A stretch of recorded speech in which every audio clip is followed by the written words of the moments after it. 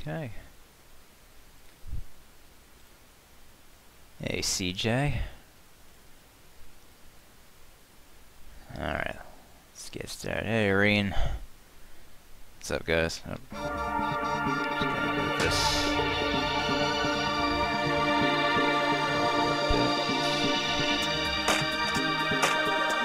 There we go.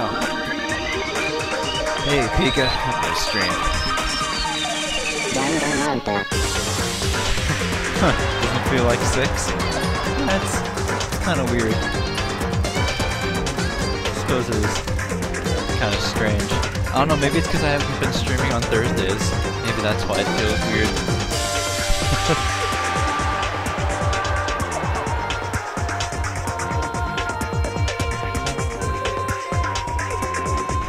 So, you guys ready to get into some investigating and class trials today? I'm glad because I won't have to kill my voice today. And that might be why, Pika. Barely 5 real for me. Jeez. These damn time zones. These damn time zones. Like Chris isn't joining us on these. So I think it's like midnight where he is right now. Oh, hey, Chris, you're here. Haru's best girl. Nuh-uh, nah, First, wrong game, buddy. Second, you misspelled Futaba. Alright.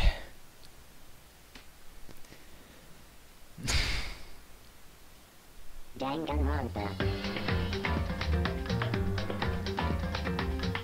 Okay, let's get started. So, when we left off last time, we stopped right at the... Nah, dude, nah. You know, so it started, just gotta refresh.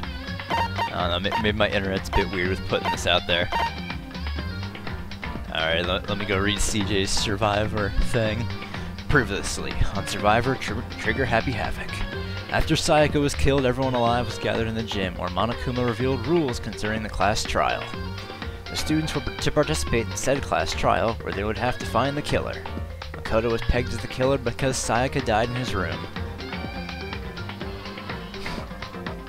However, Junko violated school rules and attacked Monokuma, getting her kicked out of the game permanently. 13 are left. Who will be voted out tonight? Thanks as always for that, CJ. Alright, let's get started with the investigation. It's so good because I only have to,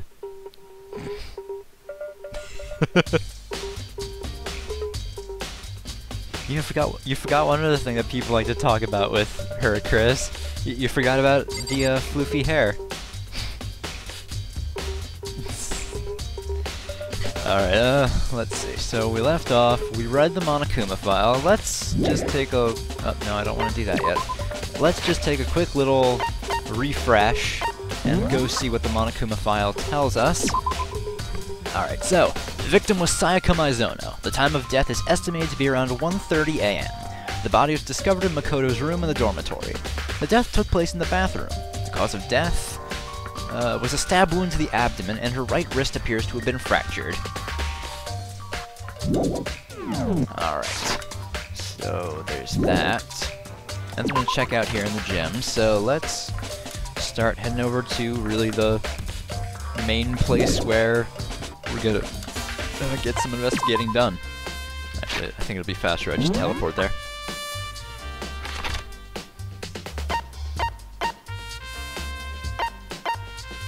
It'll be faster, just go the hallway.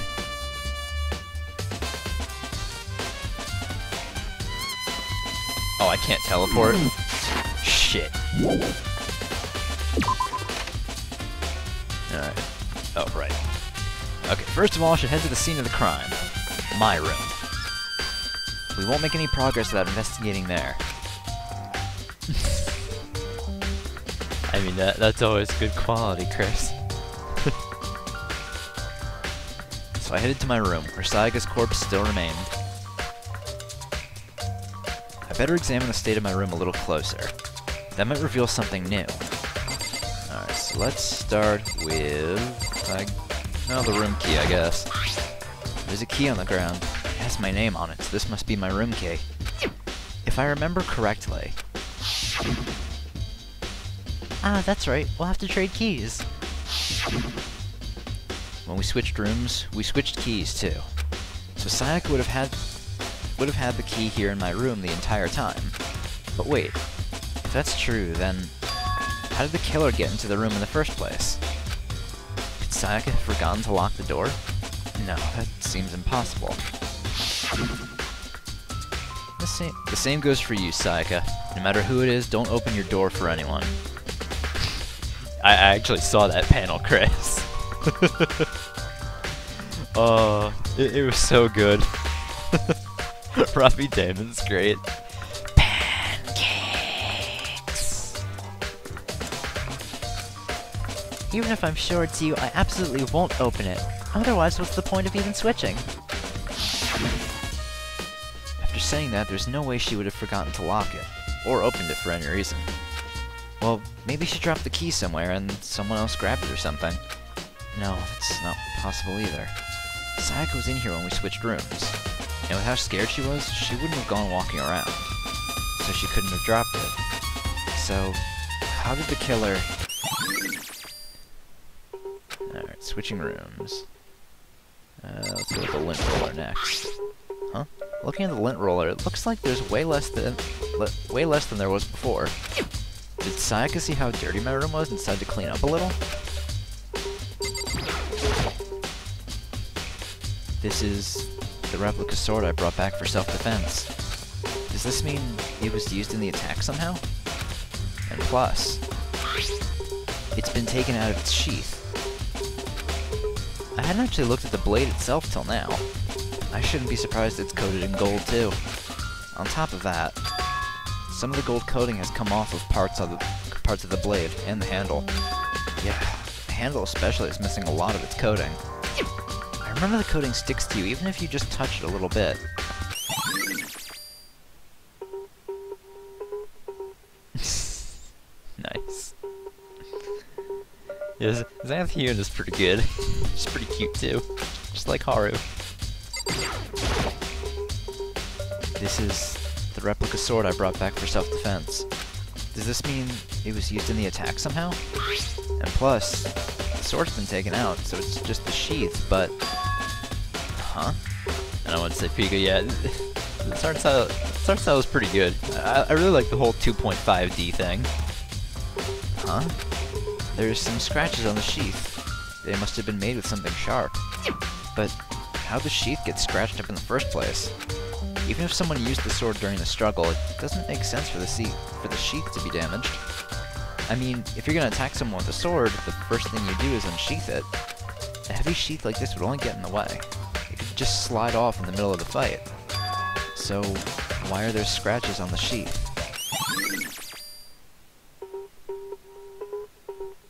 Oh, you played up to Case 2? I really like Case 2. It's a lot of fun.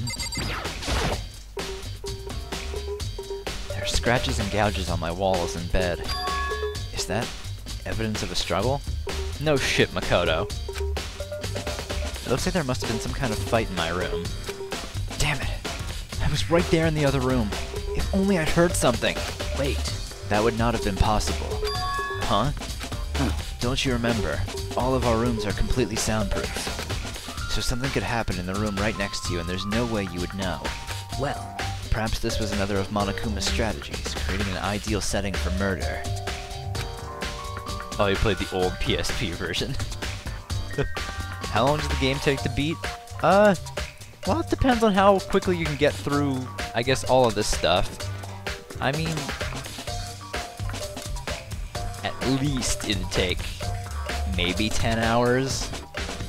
Like, it's not as long as other games I like to play, but it's still pretty long.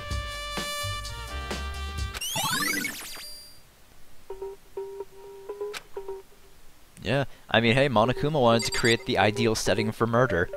And he did a great job. Well, I'm not gonna say he did a great job, because, you know, fuck him. whatever the hell I'm trying to say there. Let's talk to the people here. We got Sakura. Sakura, do you think I'm guilty too? Hey, I try not to make assumptions like that. I simply don't know whether or not you did this. Whatever decision the rest of you come up with, I will follow your lead. I see. Oh, hey Dave, you know, I just saw that fucking tweet. I just saw that and I wanted to fucking hurt myself so bad. Like how stupid can someone fucking be? I wanted to fucking kill someone. Like, holy shit. Like, and that's the same guy who thinks that Xbox is better than PlayStation. Oh, Xbox has better exclusives. No, they fucking don't. That's just a fact that Xbox has no good exclusives. Or exclusives, really. Well, they have Forza. That's the only thing I can think of off the top of my mind that's Xbox exclusive, and even that's pretty just dumb. What happened? Basically, some guy on Twitter who's a huge, like, Xbox fanboy, he was saying that Persona 5 is bad because one of the characters in the game is a pedophile and thinks that people like the game because there's a pedophile in it, when really, he also fails to mention that this pedophile, who's Kamoshida, is actually the first villain in the game, and that the characters are trying to stop him, but, you know, logic doesn't apply to these fucking brain-dead wastes of life, so, you know, fuck them. Oh boy. So fucking stupid. What's up, Mondo? By the way, you know, I realized something when I was on guard duty. The killer could have already destroyed some evidence, right? Before anyone found the body, I mean. There's a trash room here in the dorms, right? They could have tossed some stuff in there. Yeah, it's definitely possible. Of course he didn't play the game. He's an Xbox fanboy. And you know, Reen, I'm really happy about the Hero Fest because I got the one unit I wanted. I got my Jenny. That's really all I wanted from this banner. Oh, and she's so good. So cute. I love her. And yeah, he you know, I didn't think I'd be talking about Kamoshida on a Danganronpa stream. But yeah, I'd say Kamoshida's more of a molester than a pedophile. I mean, because the age of consent in Japan is 16, so technically, it's not pedophilia. It's just it's not even statutory rape. It's just rape. Man, what a weird stream this is. We're not even 15 minutes and we're already talking about rape. Come on, guys. You got 3 3-star Gunters. Dude, I was so pissed because the first couple of colorless orbs I pulled, I got 2 Matthews, I got a fucking Sarah, which really made me lose my shit. Although, the one good thing I got from summoning those colorless units, I actually got Leon, my first Leon, and I really do like Leon. Which, hey, little voice actor trivia for you guys. You guys remember the obnoxious beaver in this game? He's voiced by Lucian Dodge, the same guy who voices Leon in Fire Emblem Echoes. If that isn't crazy enough. Don't look at me just eating tortellini. Oh, jeez. Yeah, that's definitely possible. you son of a bitch! That dirty bastard! Anyone who raises their hand to a woman is scum that deserves death. That's what my brother taught me. You're fucking dead. So if I ever find the son of a bitch that did this, I'm gonna pound his goddamn face in! But what if it was a girl that did it? Yo. That'll all get sorted out when the time comes. Alright, Mondo. You work that over in your head. Hey, Kyoko. I quietly called her name while she was investigating the area, but... What are you doing? Isn't it obvious? No, not really. I'm searching. Searching? She was down on her knees, carefully inspecting every inch of my room. Did you lose a contact or something? Makoto, please. I don't know what she's doing exactly, but she seems to be concentrating pretty hard on it. A few seconds later, she suddenly stood up straight and said, Listen. "Are you a clean freak?" Huh? No, I don't think so, but what? Nodding, she glanced around my room one more time. I see. Interesting. What's interesting? Hey. Just as I suspected, there's something very unusual about your room. Unusual? What do you mean? So... I've searched your floor from one corner to another, and I didn't find one single strand of hair. Really? Indeed. Not one hair from the victim, and not one hair from you, even though you've been living here. You know, now that you mention it, I noticed something while I was looking around before. It looked like the lint roller in my room had been used, but I never touched it. Could someone have used it to... I see. Very interesting. Your room didn't have a single hair in it, and someone used your lint roller without your knowledge. In other words, someone other than you came in and scrubbed your room clean. Was it Sayaka? Or the killer? Well? That's the question, isn't it? Ooh, why am I already getting, like, hiccups? It's fucking weird. It's water. Alright, let's go look at some dead bodies. I should look around here for... Oh, we're still not done with this? There are gouges in the bed like someone attacked it. What the hell happened here? The toolkit is still inside the drawer. I don't see any evidence that it's been used at all. Which makes sense, I guess. I mean, it's mine, and I haven't had any reason to open it. I can't even imagine a situation where I'd need a toolkit like this. Yo. Yeah, seriously. Oh, Mondo. What? We ain't exactly in the mood to be building fucking furniture, right? So you haven't used yours either then. What? Not just me. What? Nobody's busted theirs out yet, as far as I know. Actually, we were talking about it yesterday. By the way. None of the guys have opened their toolkits yet, because, like, why the hell would we? Yeah, Kyoko is very trustworthy. Mysterious, but trustworthy. Alright, I think now we can go get a dead body. The bathroom. On the other side of this door.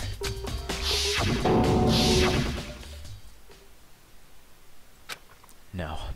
I can't let it get to me. I can't afford to freeze up now. Forcing myself to push my panic down, I stepped into the bathroom. Mondo and Ryuji hanging out. That'd be interesting, since they're both punks.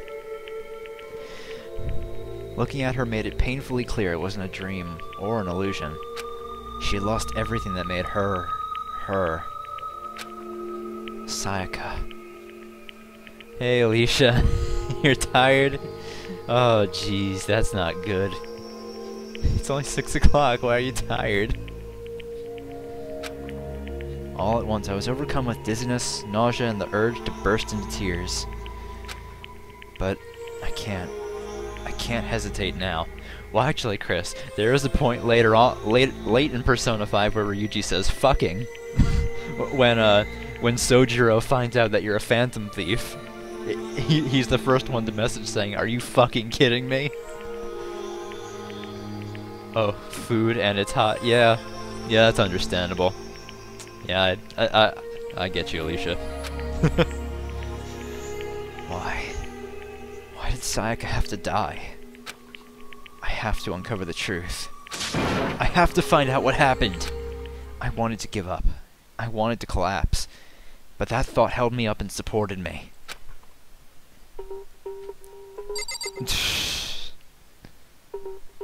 You gotta tell Ryuji's mom now. Oh boy, you know, I kinda don't even want to talk about that X-Bot anymore, just cause it just pisses me off so much, Dave. Like, oh my god, like how stupid can someone really be? Like, you'd think there's a limit to someone's stupidity, but no. No. I told myself I simply couldn't face what I saw, but now's not the time. Now's no time to think like that. I pulled out the Monokuma file to verify what it said about her body. Some sort of sharp object has been thrust into her stomach. That must have been the killing blow. But whatever they used to kill her, where'd they get it? Right now, Danganronpa. That's definitely something I should look into later. Also, according to the Monokuma's file, Sayaka's right wrist is broken. Her wrist does look swollen and bloody, that's for sure. But there's something sort of glittery there on her wrist, too. Right there where her wrist is all swollen, there's something glittery. That definitely concerns me. Another thing that concerns me is... Huh? There's some blood on her left index finger, but that's it. No time move for a wife. Precisely, Chris. I mean, look at Sayaka. She was so waifu that she bled pink. Horrible thing to say, but hey. Huh? Oh yeah, I already read that. The palms of both her hands are totally spotless, so how come only her left finger? Alright, Sayaka's wrist. The stab wound in her stomach is what killed her, so when she broke her wrist... That must have happened earlier on. I mean, how would her wrist get broken after she'd already been killed? So it's very possible she broke her wrist during the struggle. Exactly, CJ. Done with dinner, it feels like 7. Pika, I'm pretty much an old man when it comes to dinner. I eat dinner at 4 o'clock every day. I have the meal schedule of an old man. Although I kind of like that schedule a lot. Oh yeah, Haru's Valentine's Day quote: "Take this chocolate before I crush it." Oh, Haru. Yeah, the killer attacked Sayaka in the main room, which is when her wrist got broken. After that, the killer cornered her in the bathroom, where they inflicted the deadly wound. Alright. Now there's one last thing to examine in here, I believe. Yes. And boy, I wonder if this might potentially be a vital clue. I looked past Sayaka to the wall behind her, and there I saw... Huh. Boy, I wonder what this could possibly be. Huh. I truly wonder, what could this thing here possibly say? Can I flip this somehow? I don't think I can. Shit. Huh. I wonder. It's obviously the code to escape, Christian. I mean, those aren't letters. Written in blood with the numbers 11037. Come on, that's not a name. Those aren't letters. Those are obviously numbers. Sayaka was a huge programming nerd. She loved using numbers in everyday life. That makes more sense than them being fucking letters. Although, to be fair, you have to remember that these kids are Japanese. The fact that Sayaka wrote out Leon's name in English letters is interesting in the beginning. However, you have to remember, too, that... oh, fucking whatever. I don't want to try to rationalize this dumb shit. Did Sayaka do this? Am I done here yet? Oops. Yeah, we're done here. Alright, cool. It would seem... It looks like you found it, right, Makoto? The bloody numbers. That's most likely Sayaka's dying message. I've never seen something written in blood before. It really was her final message. It's as if she wrote it with life itself. Right. Do you often talk like an aspiring poet? But the numbers she wrote, what do they mean? 11037. I have no idea what that could possibly mean. So... The way she wrote the numbers makes me think she wanted to use her body to block them. If she wrote them in that location while she was sitting the way we found her, it means she must have wrote them by turning only her hand toward the wall, Yeah, obviously Makoto did it. And I really do like Leon. I don't want him to die. If you were to write something in that position, do you know what the result would be? The result. Well, Think about it. You're not gonna tell me? Makoto, you're not smart enough to work that out on your own? Of course you're not. Makoto. You need to uncover the mystery of this case yourself. It's like everyone's incompetent except Kyoko. Otherwise, the case will end and you'll remain unconvinced. I have no idea what you're trying to say, but it's obviously not going to tell me. Cause you should be able to figure it out, Makoto! You fucking dumb. Sounds like Kyoko knows what Sayaka's dying message means. But honestly, I have no idea. Oh, I know who I should talk to. When it comes to numbers, who better to ask than the ultimate programmer? Makoto. There's one other thing I wanted to ask you about. Fucking hell. Brain blast. Oh, how many years has it been since I've seen that? Yeah, really. Kyogo's like, you fucking kidding me, Makoto? Kidding me with the shit? You know how the door to your bathroom got broken? Broken? Oh, you mean how it gets stuck? What? Gets stuck. Yeah, I guess I'm the only one, but the door doesn't fit quite right in the frame. When I first tried to use it, I thought it was just locked. But once you learn the trick, it opens no problem. Correct. So the door doesn't quite fit in the frame, huh? But actually, I'm referring to the broken doorknob. Huh? The doorknob? That's right. You didn't notice? Well, just try closing the bathroom door. I'm sure you'll see right away what I'm talking about. I did what Kyoko said and shut the bathroom door. Huh? The doorknob. Oh, so they're not gonna go right into it. I have to investigate it again.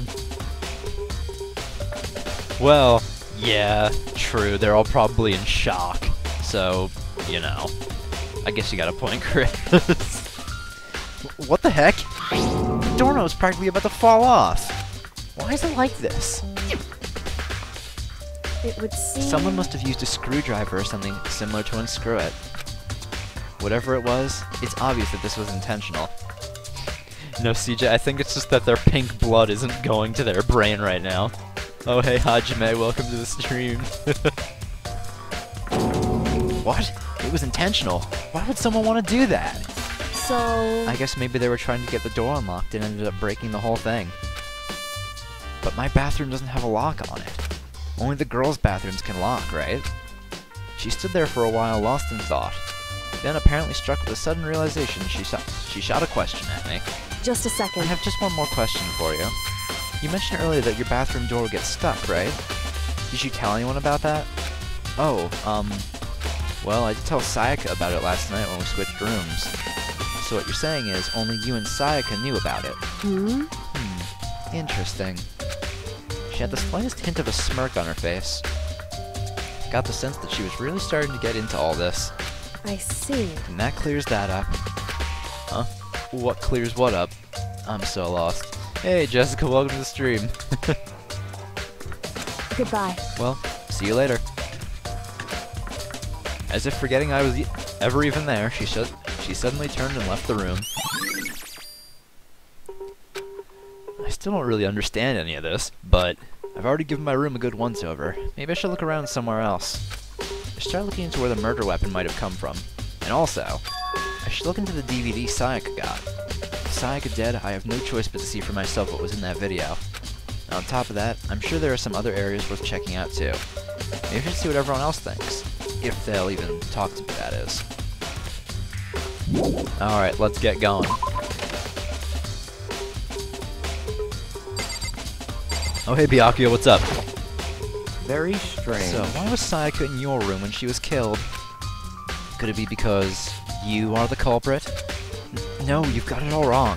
Sayaka and I switched rooms last night. He didn't even try to hide the suspicion on his face. Even if what you say is the absolute truth.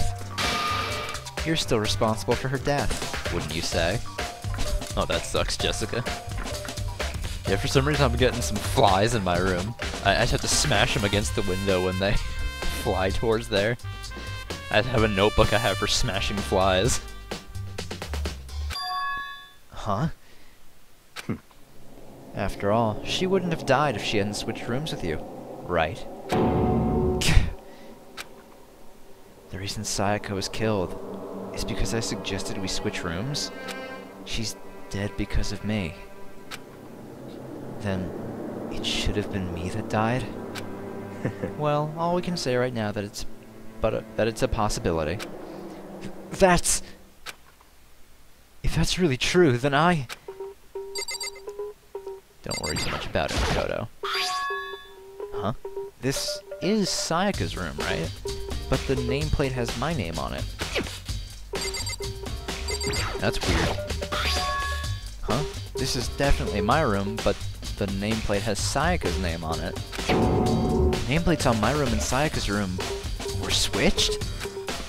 So all that effort I put into switching rooms without anyone knowing was totally pointless. But why would anyone do that? Let's go look in Sayaka's room, get that DVD. Oh, bye Chris. Enjoy your sleep. Have a good Friday.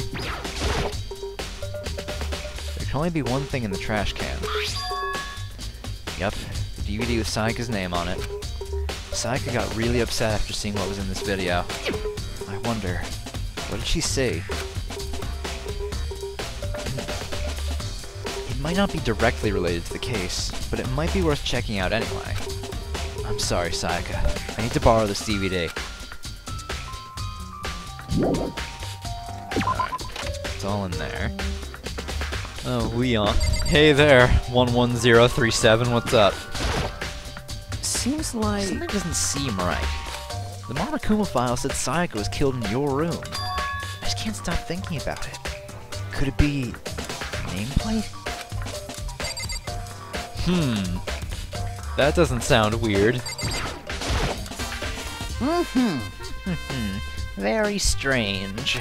Mr. Naegi, what was Miss Maizono doing in your room? Let me just say this. I absolutely will not allow you to dispose of any evidence in the trash room. Do you really think I'm guilty? Shut up, fat ass. Alright, let's go check the trash room.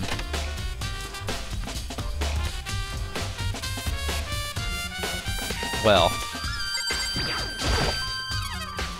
there's a sturdy gate here.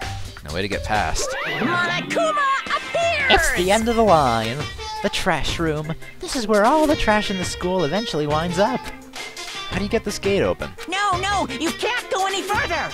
No. No entry beyond this point. Only the person on cleaning duty is allowed in. Cleaning duty? No, you can't go any further! No. No entry beyond this point. Only the person on cleaning duty is allowed in. Who's on cleaning duty? No, you can't go any further! This is stupid. It'd be faster just to go around and ask the others. No, you can't go any further! Do I like puns? I'm not a big fan, but I feel like you and Pika will get along just fine, Jessica. Pika's nuts for puns, isn't that right, Pika?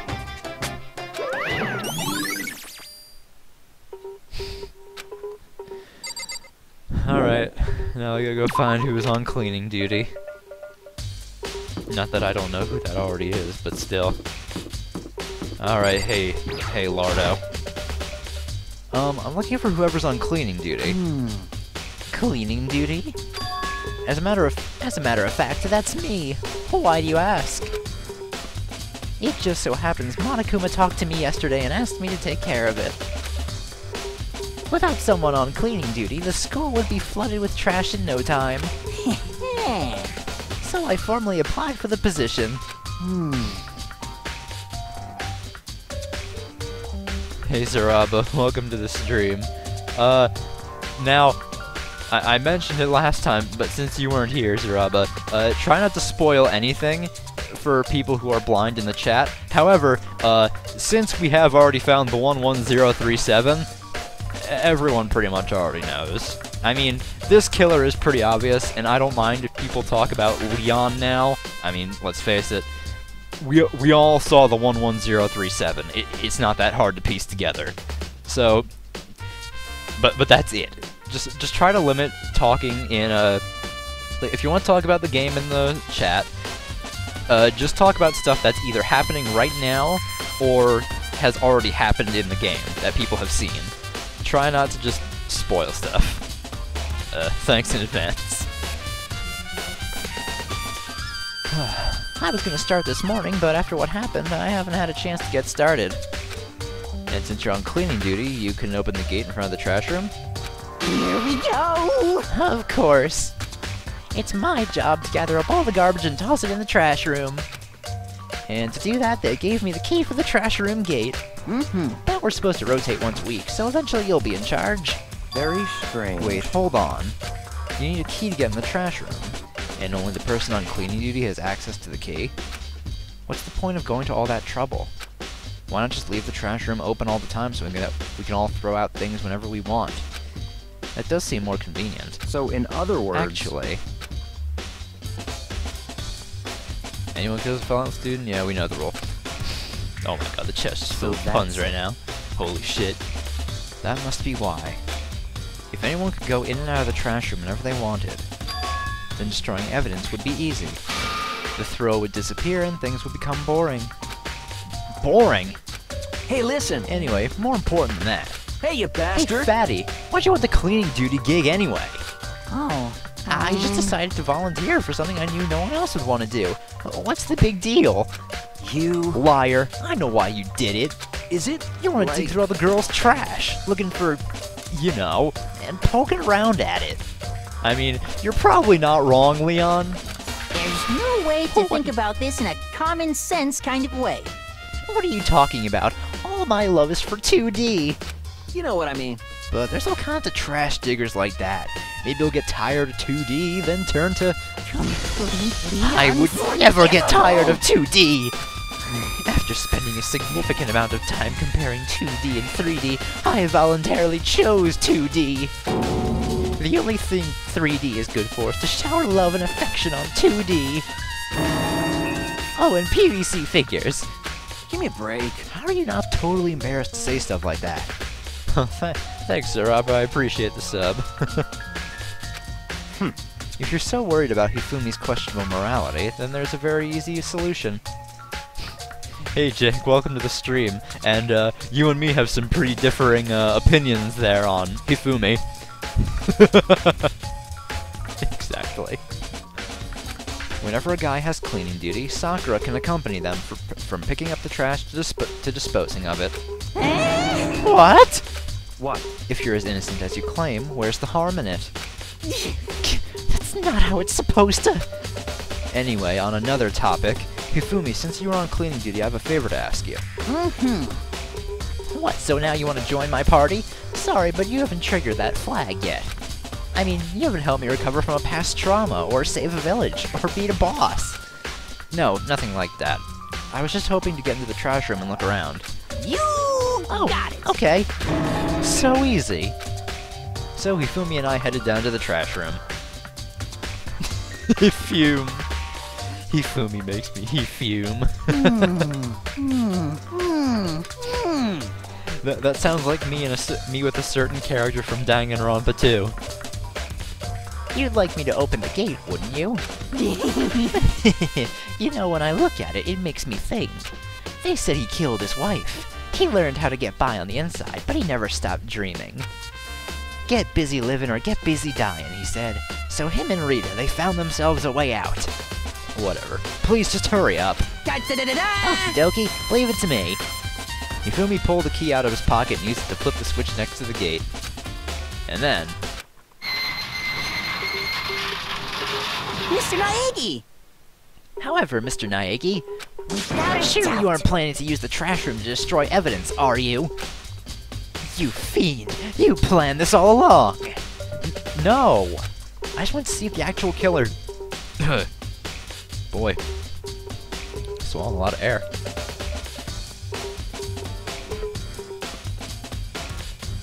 I just want to see if the actual killer had tried to destroy any evidence or not. But the actual killer is you, isn't it? You want to see if you left anything behind. Wait, maybe a parallel world? Whatever, let's just hurry up and keep looking. Let's just ignore him and look. There are shards of broken glass scattered around in front of the incinerator. It looks like it used to be some kind of glass ball, just about big enough to fit in the palm of your hand. Is this perhaps... Yeah, is that? Do you know what this is? They say if you collect all 7, a dragon will appear and grant you a single wish. Kidding aside, it's the kind of thing you might see on any big city street corner. Gaze into it and it will show you a glimpse of the future. Just like that Mina girl who was on that quest to find that one guy. I appreciate the Dragon Quest IV reference, though. Yeah, I get what you're trying to say. But who did this particular ball belong to? There's only one person it could be. They say they should all still be in the gym. Let's go find out for sure.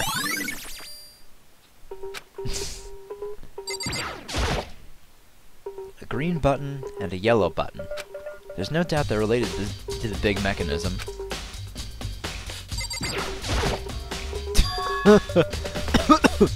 Holy shit. Man, that's a tortured one right there, Dave. There's something on the ground in front of the incinerator. It looks like a burnt piece of something. Burnt piece? Like a hunk? Like a hunk of burning love? I agree, Makoto. Anyway, this looks like a piece of cloth, and the shape. It's a part of a sleeve from a button-up shirt. Now that I look at it, there's definitely blood on the cuff, which means this is all that's left of some evidence that the killer destroyed. But there are lots of people here with white button-up shirts. This isn't enough by itself to figure out who the killer is. Alright. This is the incinerator. It's way in the back part of the trash room. What time is it now in my country? It's 6:42. Oh, so I guess a lot of us are on the east coast of US. It's a good 30 feet from here to the gate. And it's on right now! Do you see the green and yellow buttons next to the mouth of the incinerator? Yes, It's a pretty indeed. simple setup. You press the green... Press the green button to get it going, and the yellow button to turn it off. Sooner or later, you'll be on cleaning duty. So make sure you learn this before you leave, okay? Huh? Someone turned the incinerator on! Very strange. I'm quite certain it was off last time I was down here. Was it a Perhaps fairy? it was the work of a fairy. Hifumi, do you realize what you just said? Huh? The fairy? Oh, Pika, you're from NJ too? Me too, man. Hey, yeah, New Jersey. Fuck yeah. No, you said the last time you were here, the incinerator was off. Ah, yes. About that, there can be no mistake. If I've got one thing going for me, it's my memory. I feel as if... Yesterday, as soon as I was appointed, I came down to check the place out. It definitely wasn't on then. I haven't been back to the trash room since then. And since I'm the only one who has a key to open the gate, Most it should be impossible suspicious. for the incinerator to be on. And yet... So that means someone was able to switch on the incinerator without opening the gate. But how is that possible? See you starting, Pika. I see you starting with that dried seaweed shit. This whole thing is quite strange indeed. When I was here last, the incinerator was off, and those glass shards and burnt clothes weren't. Leon, What does it all mean, Mr. Naegi? Will you be confessing soon? Why me? That's it. Everyone already I'm knows sure you of did it. All the mysteries are being solved one by one. Sounds like he's living out one of his comic book fantasies. Alright, we got that. So let's next. Oh, right, we haven't checked out everything we need to. Same, Jen. Welcome to the stream, by the way.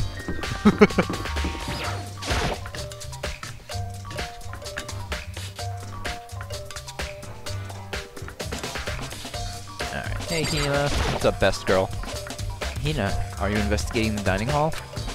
Oh, no, I'm just taking a break. Actually, I've been taking a break since we started.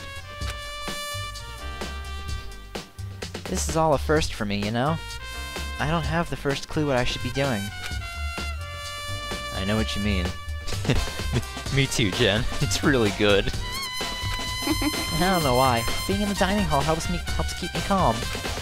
So I know I shouldn't, but I've just been kinda hanging around here. To tell the truth, I was doing the same thing last night when Sayaka was killed. Oh, here we go. Nice. Excellent 420 prank, Jessica. There are all kinds of kitchen knives here, big to small, but it looks like one of them is missing. Was it missing from the very beginning, or... I better see if anyone here knows more about it.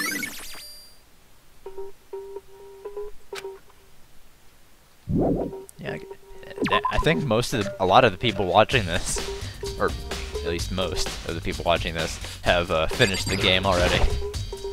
But it's always fun to go through again. Hey, so, did you notice that one of the kitchen knives is missing from the dining hall? Yeah, totally. Yeah, weird, huh? I thought it was kind of strange, a knife just suddenly disappearing like that. Yeah, I beat the second game too, Zaraba. Oh, so it wasn't missing from the beginning? That's right. Nope. Last I remember, they were all lined up in a nice neat row. So, when did you notice one of them had disappeared? Well, I went to go get some tea from the kitchen last night, and all the knives were still there. Oh, hey, Margle. Welcome. You haven't missed anything important. We've just been kind of gathering clues, including a very decisive clue that showed us the identity of the killer, but you'll find out when we get to the trial, Margle. Same, CJ. Like, I'm essentially a nihilist with how I look at the world. Like, I really don't care either way. But like, fuck. The world makes it hard not to get angry. But when I finished my tea and went back into the kitchen to watch my glass. Wash my glass, not watch my glass. That'd be weird. She just went into the kitchen to watch her empty glass. One of the knives was gone. So you're saying the knife disappeared while you were drinking your tea in the dining hall? Yeah. Pun to dry seaweed. I mean, I lose either way, Pika. Like, fuck. You're not making this easy. You know what? Give me your worst. In other words, you were right there in the dining hall when someone came and took it. Then you should be able to say for sure. You can tell everyone I didn't come to the dining hall last night, which proves I didn't take it. Hey, by the way, did you really kill Sayaka? What? Of course not. I would never.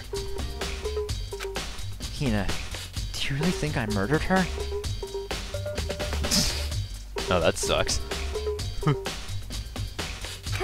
Well, she was killed in your room, right? So, I mean, you guys were supposed to be friends, right? But you still killed her. On the other hand, two people becoming good friends, then one of them killing the other is a classic drama setup. So when you consider everything together, I honestly have no idea. Thanks, Hina. Alright. We only have a couple things left to do, then we can get to the class trial, because I think all we have to do is watch Sayaka's DVD, then talk to Hiro and Chihiro. God. Oh look, it's Taka. We'll talk to him on the way to the gym.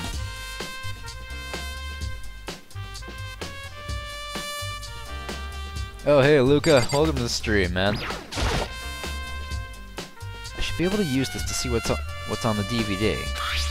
DVD that Sayaka threw in the garbage. I sat down in front of the screen that put the DVD in the player.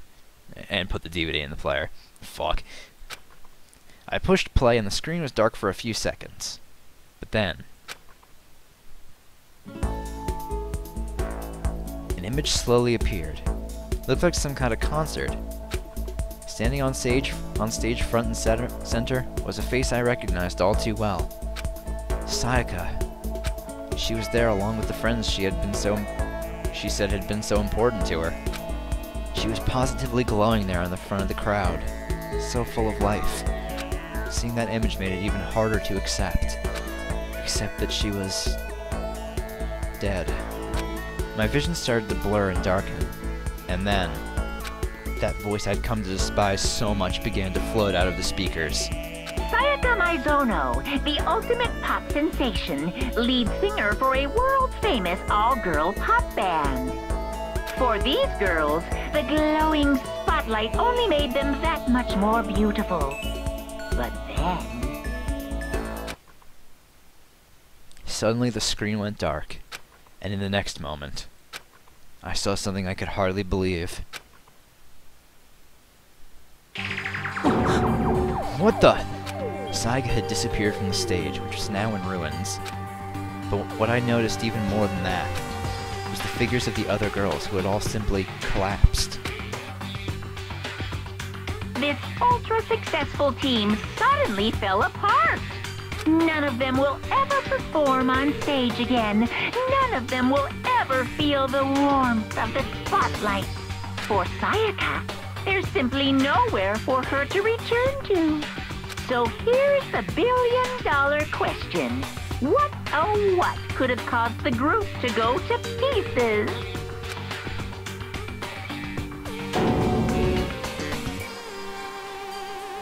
Without warning, the video cut off. What the hell? That wasn't real, right? They're a super famous pop group. Everyone knows who they are. Is he trying to say he was even able to get to them? If that really did happen, everyone in the outside world must be going crazy. What kind of person would take things this far? You forget who you're dealing with, Makoto. Alright. Only a couple things left to check up on, but hey, what's going on, Taka?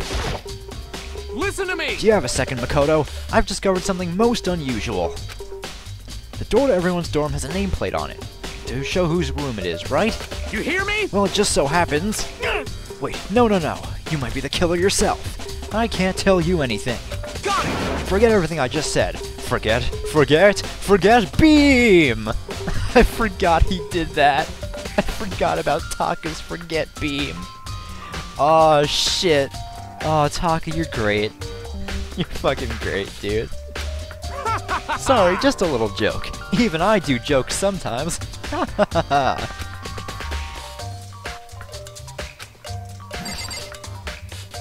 Ooh, you know what? Little extra voice actor trivia. For those of you who've played Persona 5, the guy who voices Taka, Sean Chiplock, also voices Mishima.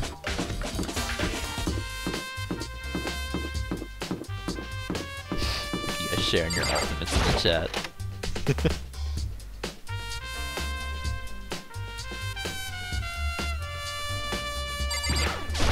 Forget beams are not welcome in a school environment. Hey, Hero, can I ask you something? No. I gotta get out of here. Gotta get out now. I've had enough. Gotta break free. Hero, snap out of it. Huh?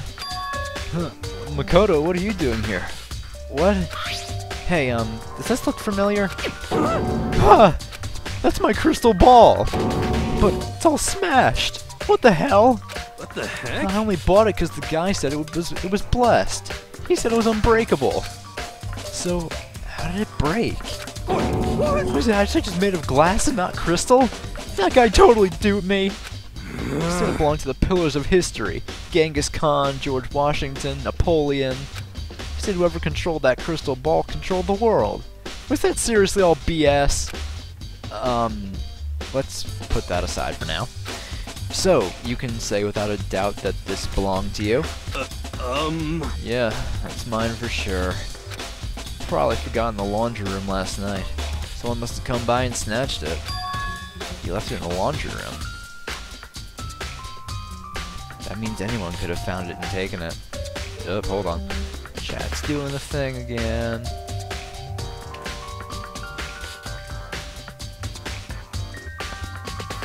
There we go. Alright. Thanks, Hero. That's all I wanted to know. Sure. By the way, I'm almost afraid to ask, but how much did you pay for that thing? Everything I saved up from fortune telling for 2 full years came out to be like $1 million. $1 million? That's pretty cheap, actually. I mean, considering it gives you the power to control the world, that's just too stupid. I can't even feel bad for him. Oh, we get to talk to Chihiro about the numbers. Oh well, not that it was important anyway. I'm getting tired of waiting. What say we just get started, It's time for the long-awaited class trial! Now then, allow me to appoint a proper location for the proceedings. Please go through the red door on the first floor of the school. See you soon! Finally I get my break. I don't have to voice anyone because it's all voiced from here on out. Yes! The red door on the first floor. That's where I should go. No, where I have to go.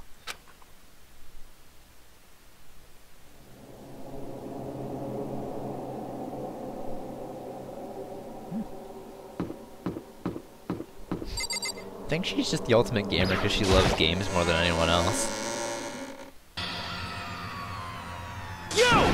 You're late, Makoto! We've all been waiting for you! I bet you were afraid you would be discovered as the murderer you are. Listen to me! Let's not just jump to conclusions just yet. Save that for the class trial.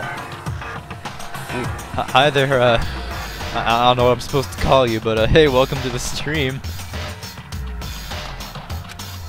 There, we can all reveal the details of Makoto's crime. Dude, what happened to no suspicions before the trial? You're already saying I did it, dude. So they really are convinced I did it. But I didn't do it. Me and Sayaka both know that all too well. But then, who is the killer? The one who murdered Sayaka. Is it really one of us? Thanks, Margot. Is everyone here? Okay then. Please board the elevator in front of you, which will transport you to the courtroom, where all your fate will be decided. I'll meet you all down there. I'll be waiting.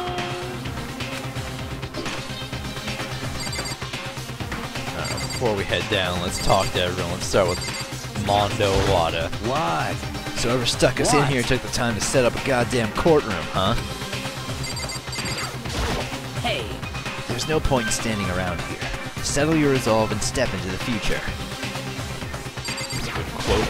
Impossible. Damn, we really gotta go through with this class trial thing, huh? You know? You wanna confess, I guess now's the time to do it. I'm telling you, I didn't do it! Got it! Relax. I haven't decided 100% that you're the culprit just yet. Maybe, but you're obviously leaning that way. Let's get started.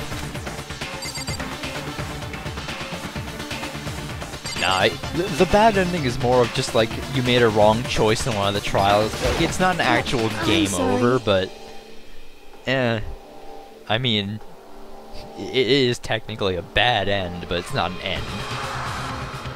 Sorry. In the end, I wasn't able to do any looking around or anything. Is this really how Sayaka would want us to find out who killed her? Is that the best girl? What the heck? I can't help but wonder what whoever killed Sayaka is feeling right now. Well, did you find anything that might actually prove your innocence? Didn't mean to talk to Celeste again. What's up, Biak? Well then, the time has finally come. Are you ready? Is there anyone whose death made me cry? Well, yes. However, again, I'm not gonna get too into it because, you know, spoilers, but yeah, there have been some that made me cry. Being so insistent, even though you obviously killed her. Very impressive. Shut up, Toko. So the school basement has become the darkened stage. We are all here to bear witness to Mr. Naegi's final curtain call. Man, you guys fucking suck. You know what I mean. Well, I did my job. I'm counting on the rest of you from here on out. Yeah, fuck you, Leon. Guess I have no choice but to get on this elevator. Well then, let us begin. Yes, Good indeed. idea. Hey, Are you scared? No. Scared isn't quite right. Makoto. I said it before, but it's up to you to uncover the mysteries surrounding this case. Yourself. If you don't, you'll never come to grips with the truth. I need to uncover the truth of Sayaka's death. I didn't need someone else to tell me that. It's Sayaka's honor. I swear I'll find out who the real killer is. As I raised my voice to try and give myself courage, I turned, trembling with anticipation, toward the elevator. With each step forward, I could feel my heart starting to race faster and faster. Everyone else was already on the elevator. When I finally stepped on, the doors closed and the elevator started to move. The steel box descended with heavy clunking sounds toward the school's basement. I wonder if this is how a death row inmate feels when his time finally comes. Oh, Rather than that, is it not more like a defendant waiting to receive his judgment? Oblivious to our shared anxiety, the elevator lowered us further and further into the bowels of the school.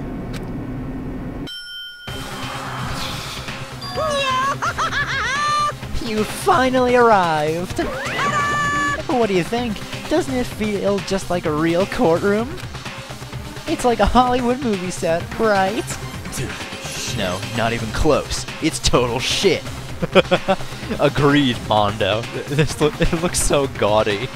Well now. Okay, everyone find your seats and sit down. Sit down? What do you mean sit down? There are no chairs. We're all supposed to just stand at the podiums. Hurry up now, hurry up! We did what he said and found our seats. The seats were arranged in a giant circle. It was set up so that everyone could see everyone else, which also meant it'd be easy for anyone to transfer their tension and unease onto anyone else. The air seemed to grow heavy as we sat there. And so the curtain on our first case opened. A deadly judgment. A deadly deception. A deadly betrayal. A deadly riddle. A deadly defense. A deadly faith. A deadly class trial. Alright, so let's save. Alright, we do have a skill to set. The one skill we got. Where are you? Melodious voice. Alright, yes. Increase the damage done to the opponent when a statement is destroyed during bullet time battle. Alright.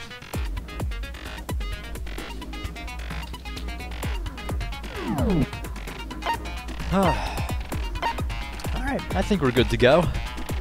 So, let's get started.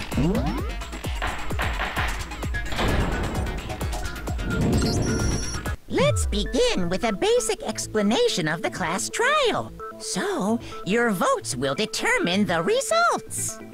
If you can figure out who done it, then only they will receive punishment. But then I'll punish everyone besides the blackened, and the one that deceived everyone else will graduate. A little fast on the click there, John. Slow down a bit, dude. And the killer really is one of us, right? Of course. Okay then. Everyone, close your eyes. And whoever did it, raise your hand. ingenious plan, Taka. I can't possibly see that backfiring. Don't be a goddamn idiot. Why the hell would they raise their hand? You know, I'd have to say that my personal favorite courtroom setup was either Case 1 of Danganronpa 2 or Case 5. Like, I really liked those setups a lot.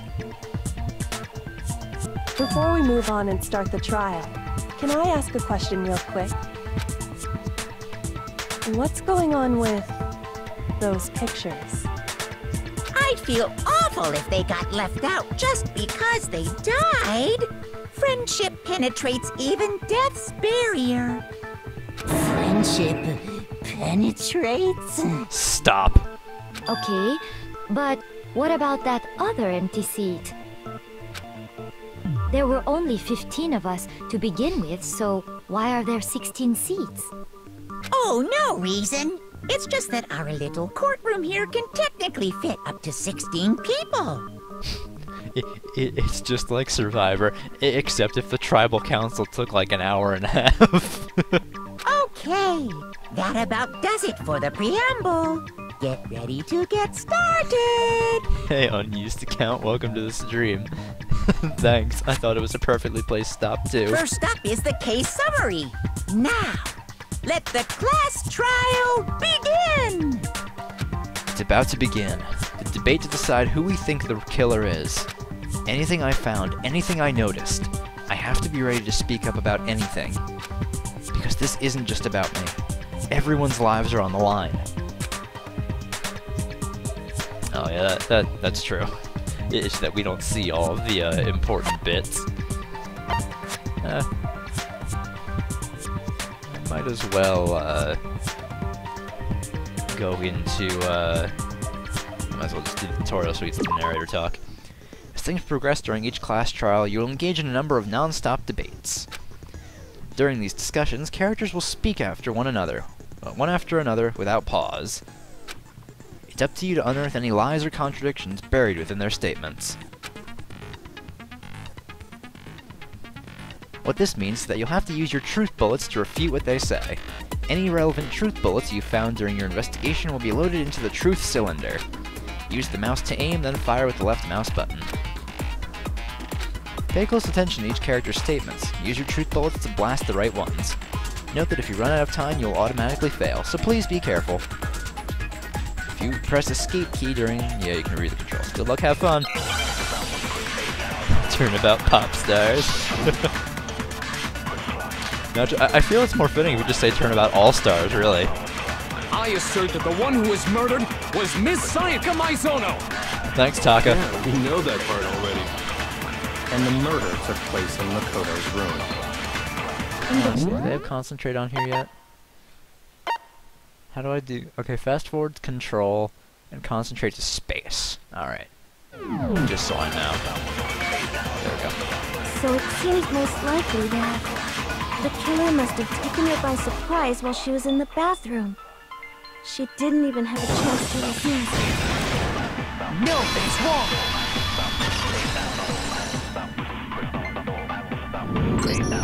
Just a second, Chihiro. Try to remember how my room looked. With the way things had been damaged, I think we can definitely assume there was a struggle. A struggle? Between who and who? Between Sayaka and the killer, of course. So you're saying Sayaka wasn't caught by surprise in the bathroom? She must have been attacked in the main room first. Then, she ran to the bathroom to try and hide. You know, I don't know why, but a lot of people say they don't like the English dub for Celeste. I really like her voice in the English dub. It's nice. I like the little accent.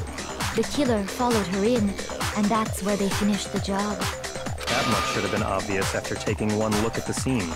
It shouldn't even need explaining. Sorry. Aw, poor thing. Look at her. Okay, so what's next? Next is the subject of the murder weapon. Wow, this is starting to sound like a real trial. I wonder why. And you know, of course I have to stand next to the rotund beaver. We need to determine what was used to kill Sayaka. Really? Celeste's Celeste's voice is really good. But for some reason, people don't like it. So what was used to kill her? There was some kind of sharp object thrust into her stomach. Without a doubt, WB3 is amazing, that is too. the murder weapon. Oh yeah. So the killer used some random knife they had on him. Not exactly, Mondo. How could anyone Damn it. do something like that? That son of a bitch! I don't think Oma's is bad. I think Derek Stephen Prince did a pretty decent job as Oma. So what was used to kill her? There was some kind of sharp object thrust into her stomach.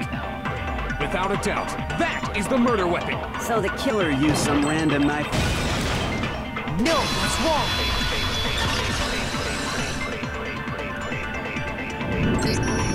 No. I do think it was a knife, but not just any knife. I'm almost positive it was a kitchen knife. Huh? A kitchen knife? After the murder, we discovered that one of the knives from the kitchen was missing. Which means that knife must be the murder weapon. Oh, yeah. I guess that makes sense. You could sort of see the weapon sticking out of her stomach.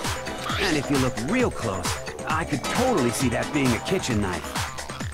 Okay, so the murder weapon was a kitchen knife, but where does that get us? I mean, we all know Makoto killed her, right? Thanks, Leon. That's right. Makoto's room was the scene of the crime. What more proof do you need? Hold on a second. Let's draw our conclusions after we've presented our arguments. Otherwise, what's the point of the trial? Well, we can talk all we want. It's not going to change that conclusion. We'll see about that, Mr. 11037. I don't think that's true at all. I'm sure if we keep at it, something new will reveal itself. You really believe that? She's right. There's gotta be a breakthrough somewhere just waiting for us to find it. Because I know damn well I'm not the killer. A bit more to learn about non-stop debates. Yeah, what do you got for us, narrator? What are you adding in? Oh, concentration? Yeah, I already showed that. Yeah, time will slow down when you concentrate, so it'll be easier to hit stuff, and it'll steady your aim. Consumes focus gauge. Yeah, focus gauge recovers over time, so no need to worry about that.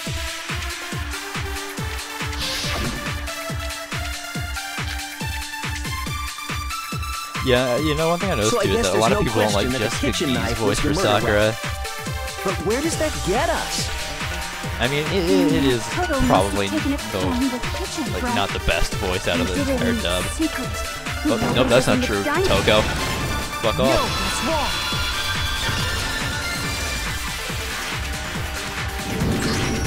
Okay, wait. Hold on. I didn't take the knife from the kitchen. Next, you're gonna say you're not the killer, right? Go ahead and say it all you want. I mean, yeah. Well, what if I have a witness? What do you think, Hina? Huh? Remember what you were telling me earlier? Well, I went to go get some tea from the kitchen last night, and all the knives were still there. But when I finished my tea and went back into the kitchen to wash my glass, fuck, I fucked up the same word. How do I do that? One of the knives was gone. So you're saying the knife disappeared while you were drinking your tea in the dining hall? Yeah. Just to be perfectly Hello clear, there. the knife disappeared while you were in the dining hall, correct?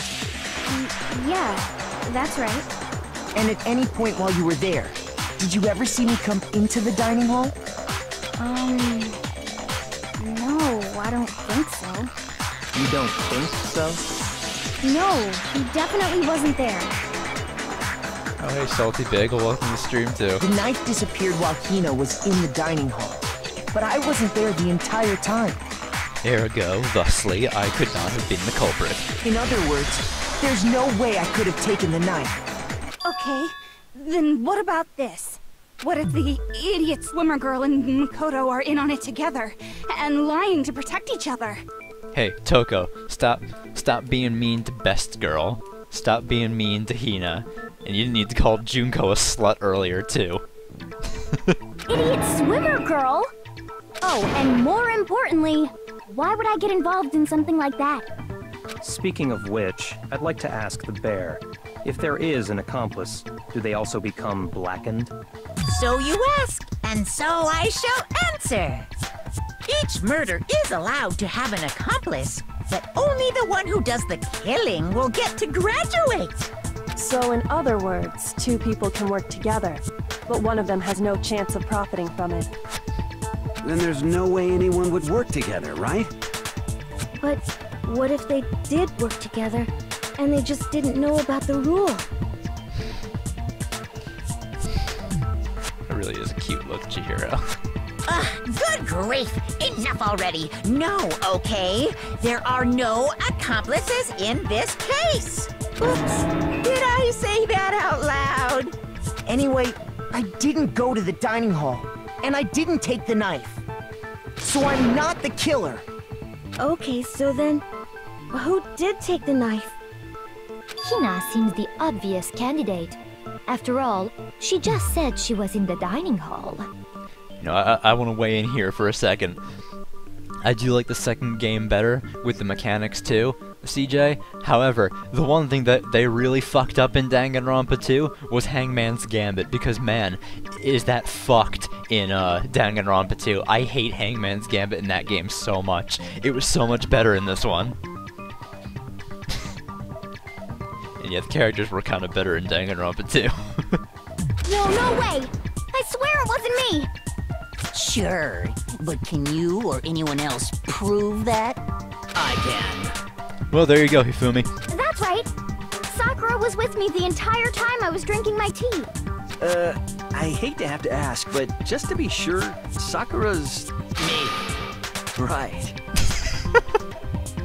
Oh, Leon. But then, couldn't either one of them have grabbed the knife? Actually, no. Because, well... Just spit it out already. I stayed in Hina's room last night. I got so scared thanks to those creepy videos. I wasn't really thinking, I just asked her to stay over. Which means we have airtight alibis. You stayed over? Doesn't that violate one of the school regulations? We're not allowed to sleep anywhere but the dorms, but it doesn't say we have to stay in our assigned room. So, I don't think that's a problem. It is a problem! A boy and a girl spending the night together? It's unwholesome! About that, Taka. You might want to, look into that matter a little more closely, buddy. But I'm a girl. You are? Oh my gosh, I'm so sorry! There you go. But if it wasn't either of you, then what other possibility is there? Actually, there is one other possibility. Right, Hina? Oh, yeah, that's true! One other person did come to the dining hall while we were there. You know, one thing about it, too, as well, I actually kind of liked how all the trials were twice as long as they were in this game. I felt it was a bit better that they had like longer trials to flesh out more stuff. Why didn't you say so in the first place? Well, because they're not here anymore. Someone who's not here? Are you talking about... Sayaka. She's the one who came to the dining hall. And then later, she wound up dead. That's, not good for us. Sayaka? Okay, so the person who took the knife from the kitchen was Sayaka. I got it! Then, Sayaka is the one who took the knife? That's the only possibility. And thinking back on it, she was acting kind of unusual. When she came into the dining hall, she didn't even look at us. As she left, she said she just wanted a drink of water.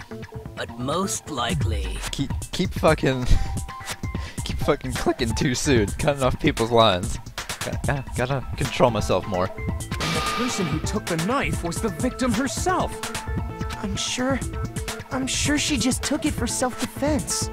So you're saying the knife she took was then taken from her, and she was killed with it? In that case, you may not have taken the knife, but you still could have killed her. What? Nah, I'm not gonna set it on auto. Cause I like having the time to like commentate on stuff that I see. I don't really like putting games on auto because, like, what if I want to stop and talk about something?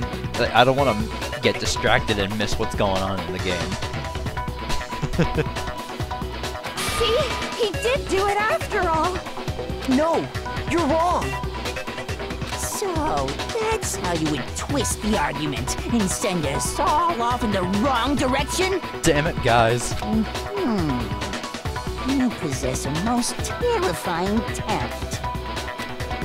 Damn, if I don't do something, they're gonna blame me for the murder. Don't they understand? If they convict me, everyone's gonna die. Hold on. It's still too early to decide conclusively that Makoto is the killer, wouldn't you say? Because you see, if the room did belong to the killer, then they did something most bewildering. And until we unravel that little mystery, you simply can't declare that he's the killer. Bewildering? What the hell are you talking about? Something was missing from the scene of the crime that by all rights should have been there. You know what I'm talking about, don't you? Your first hangman? Yeah, Hangman's Gambit. Let's go. As things advance further in a class trial, the Hangman's Gambit will eventually take place. The point of this is to reveal an important phrase related to the incident in question. You'll have to deduce the phrase from the letters flying around and the letters already known. Complete the phrase by shooting down the flying letters in the right order. Use the mouse button to aim. Use the mouse to aim, then press the left mouse button to shoot the desired letters. If you shoot down the wrong letters, you'll suffer damage to your influence gauge. If this gauge reaches 0 or if you run out of time, you fail. Well then, good luck and have fun! Something that should have been at the scene but wasn't. That must be the crucial point. If we can just figure out what that something is. I really like the music for this game's Hangman's Gambit too. It's so nice. Alright, well, gee, I wonder what this could be. Done. Now I understand! It took you 6 minutes to do that? I did that in 7 seconds. That's right! There wasn't a single hair on the floor! So, the culprit removed some evidence? Yes, and if I were the culprit, why would I need to get rid of all the hair in my own room? It wouldn't be unusual at all to find my hair at the crime scene if the crime scene is in my room. The reason all the hair was gone was to remove any trace that Sayaka had ever been there. Yeah, but what about the body? That makes sense, does it not?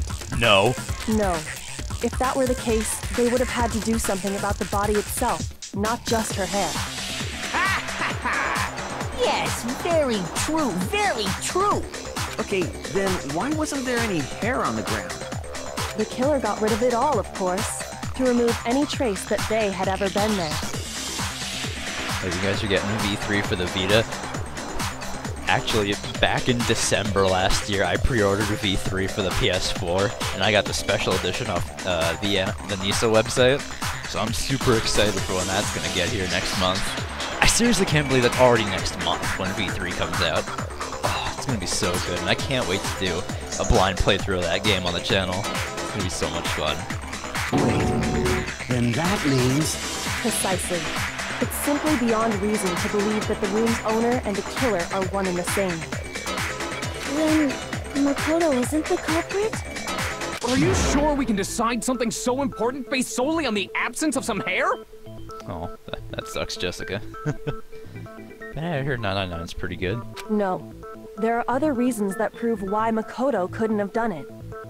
What bonus? It's been so long since I looked at the bonuses, Luca. I completely forgot what they were. I think I'm getting a backpack and like some stickers, keychain. I think maybe an art book too. Like I better be getting some good shit because it cost that shit set me back $100. So it better have some good bonuses. I'll probably look it up after the stream to see what I'm getting because I can't remember off the top of my head right now. Oh, do you know what it is?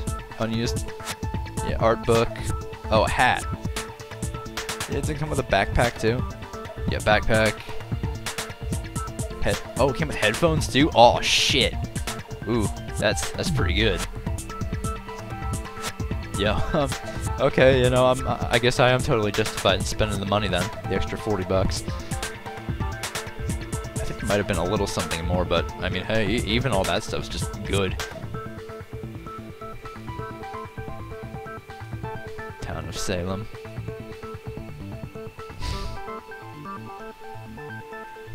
Yeah, but isn't Town of Salem like a multiplayer thing? I would like to hear these reasons. Do you remember anything remarkable about the bathroom at the scene? Sayaka was attacked in the main room first, then fled into the bathroom, right? Yeah, then they ran after her, got into the bathroom, and stabbed her. And how did the killer get into the bathroom? Did they have any trouble with it? What do you mean? It's fairly certain that the killer had some trouble getting into the bathroom. There was clear evidence left behind. Do you remember, Makoto? The killer struggled getting to the bathroom, and the evidence that proves that is the object the killer broke. Obviously, that is the doorknob. I got it! Evidence that the killer had trouble getting into the bathroom. You're talking about the doorknob, right? Yeah, that makes sense, CJ. Huh? The doorknob? Sorry to ignore your question, What doorknob? Zeraba, but yeah, it's on the DS, and I think they actually re-released 909 on the PS4, I think? I might be wrong on that, but I think they did. The doorknob for my bathroom. It was completely broken. See how the top part was unscrewed? And the doorknob's about ready to fall off? Oh yeah, true. But what does it mean? In trying to bypass the lock, they ended up nearly removing the entire doorknob. This is another most bewildering act for the room's owner. It proves Makoto is beyond suspicion. From my understanding, Pika, I think 999 is like a kind of like a survival, like a linear story survival game similar to this.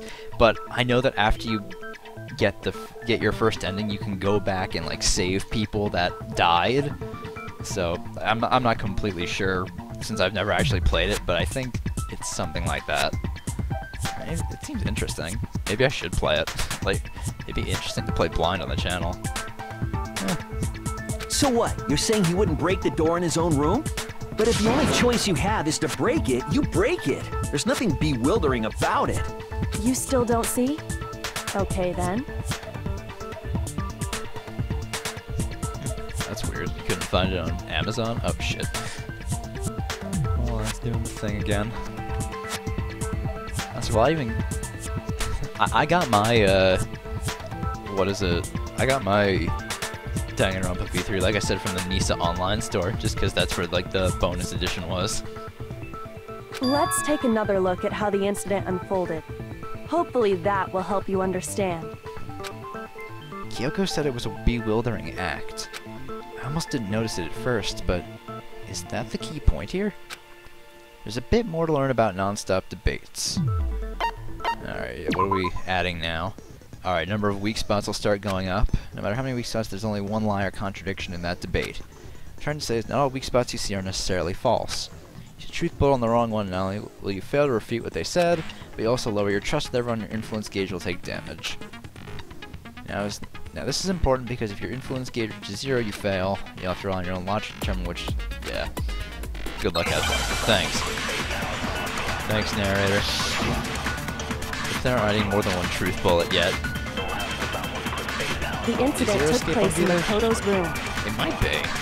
Sayaka I'm pretty was sure one of first the attacked in games the is main on room. the Vita. I'm not She sure then which fled one. into the bathroom. I think it is Then the just killer Zero ran Escape after her. And they got into the bathroom. At that point, the killer had to try and bust down the door. Because Sayaka had locked it. Nope. Wrong, Leon. No, it's wrong.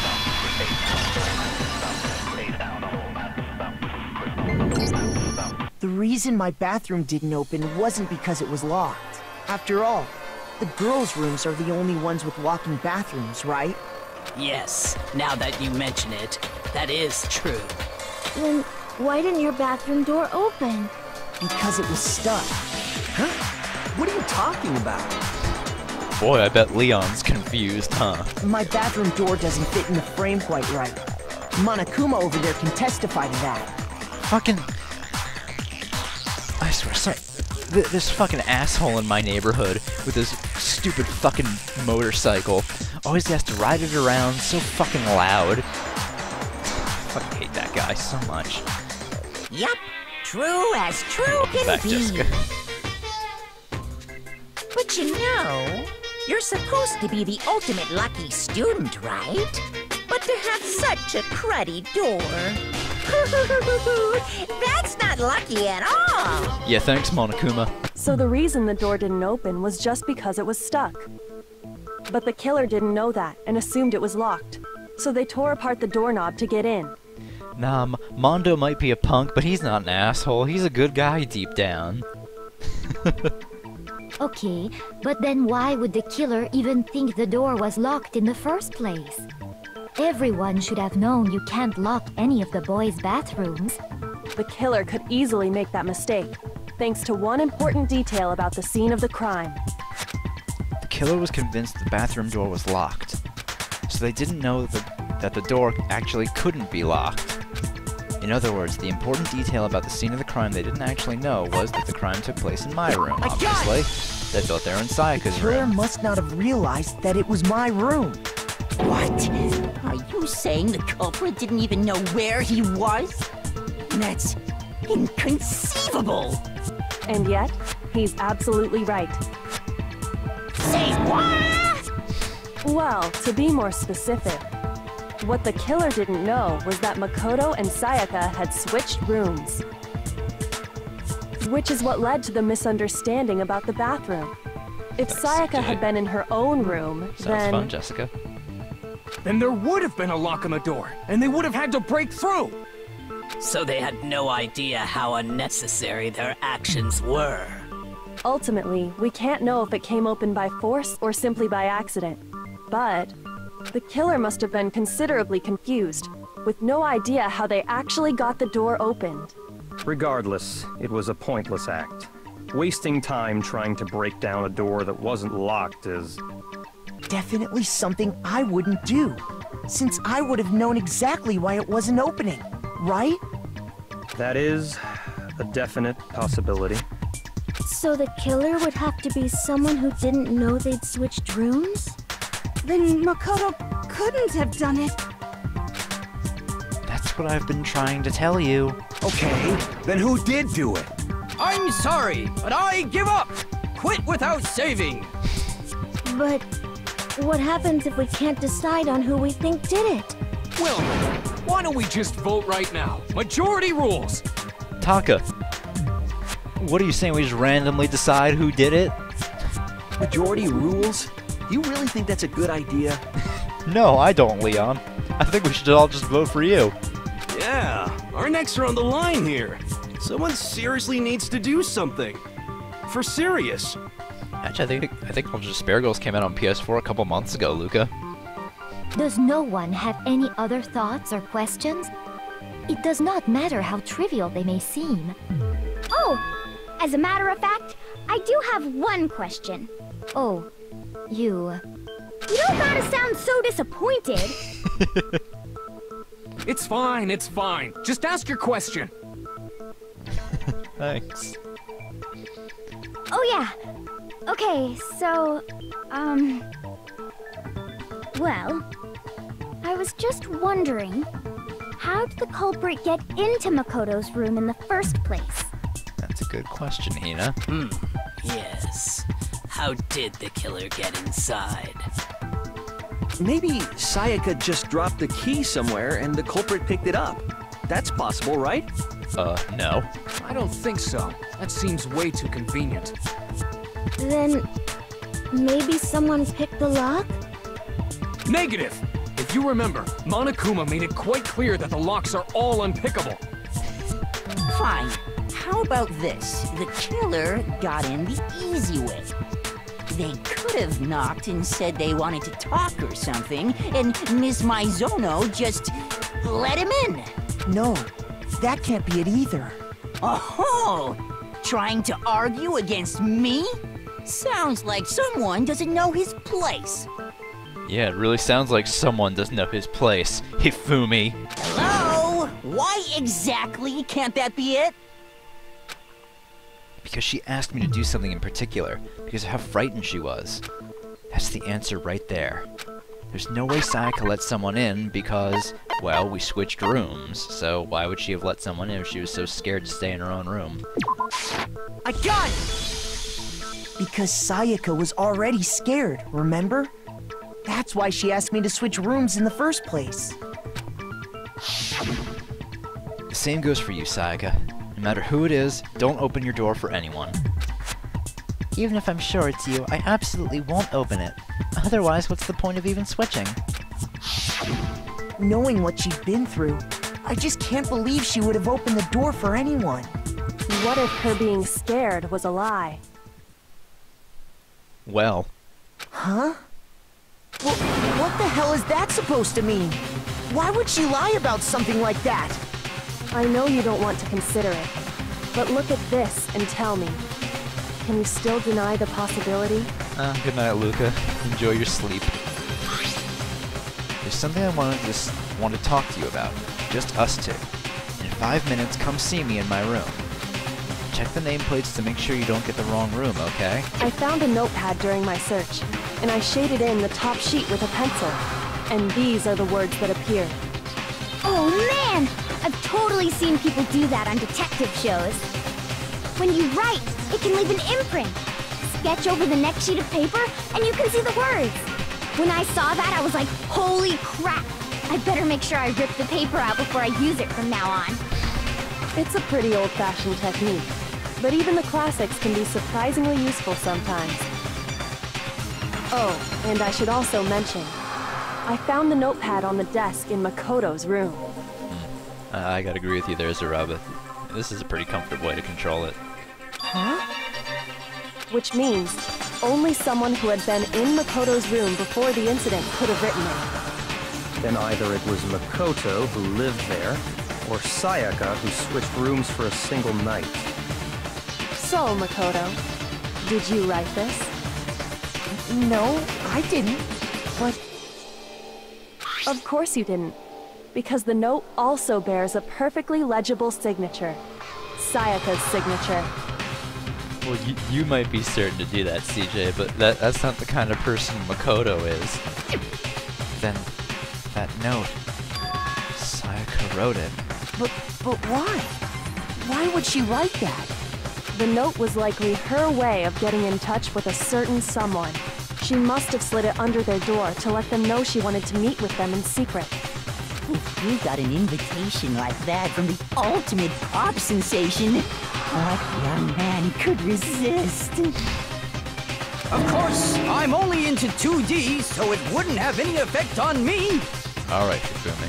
But can we be sure anyone even got this note? And honestly, even if they did, I do not think they are at all involved in what happened. Why not? Huh? What makes you say that? Would you like to hear what I have to say? Very well then. Exactly. Pay attention. Alright, what do you got, Celeste? What can I shoot at you to make you... to correct you? Sayaka and Makoto switched rooms, correct? And I really like the way But she says no, Makoto. the place they were asked to come to, Cute. it specifically says, my room. I see. So if someone read that note, then they would have gone to Sayaka's room. Exactly. The room that The room I was staying in. If you remember, the nameplates on the doors were switched. Celeste. The nameplates on Mai and Sayaka's rooms got switched. They got switched? That's right. The nameplates got switched, just like the rooms themselves. As a result, the nameplate on Sayaka's room actually had Makoto's name. And the nameplate on Makoto's room had Sayaka's. So what you're saying is, the room Sayaka was staying in was actually marked as her room. Then, if someone did do what the note said, they would end up at Makoto's room where Sayaka was. Plus, their rooms are right next to each other, so switching the nameplates would be no problem.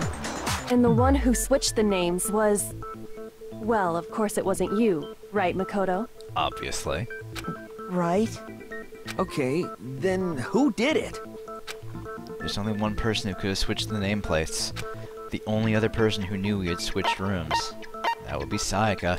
I got it! Me and Sayaka were the only ones who ever knew about us switching rooms. So the only other person besides me who would even know to switch the nameplates was Sayaka. Rip Margle's sandwich. Oh shit. You can also infer as much from her note. Oh damn, that sucks. There's something I want to talk to you about. Just us two. 5 minutes, come see me in my room. Check the nameplates to make sure you don't get the wrong room, okay? She specifically tells the reader to check the nameplate. She would only have written that if she knew the nameplates had been switched. But why would she switch them in the first place? She wanted someone to come to the room she was in, and also hide the fact that it was Makoto's room. What? Inviting someone to your room, but not telling them you'd switched rooms. Why would anyone do that? To understand that, we first need to understand what happened after she invited the person into the room. That's where the answer lies. What happened then was probably whoever she invited over came in and attacked her. We figured it out! We know who did it! Whoever she invited over is the culprit! Good job working that out, Taka. But we still don't know who it is, you goddamn idiot! I mean, yeah, Mondo's right on that point. For now. Sayaka fought with her killer there in the room, yes? Perhaps the answer to our previous question lies in that initial struggle. Yes, I think you're right. Then... we just have to figure out what happened during the fight, right? That reminds me. There was a replica sword at the murder scene. Was that perhaps used during the fight? Oh yeah. What's the deal with that sword? Sayaka suggested I should hold on to it. I thought it might come in handy if I had to defend myself. He is, isn't he? It seems pretty likely that the killer used it to break Sayaka's right wrist. How the hell could you possibly know that's what broke her wrist? Pretty easy to figure out what did it, Leon. The reason I know Sayaka's wrist was broken with the fake sword is because when you look at her wrist, there's no doubt. So let's look at her wrist. Probably should have scrolled down instead of up. I got it! All you have to do is take a good look at her broken wrist, and it should become pretty clear. Right there where her wrist is all swollen. There's something glittery there. See?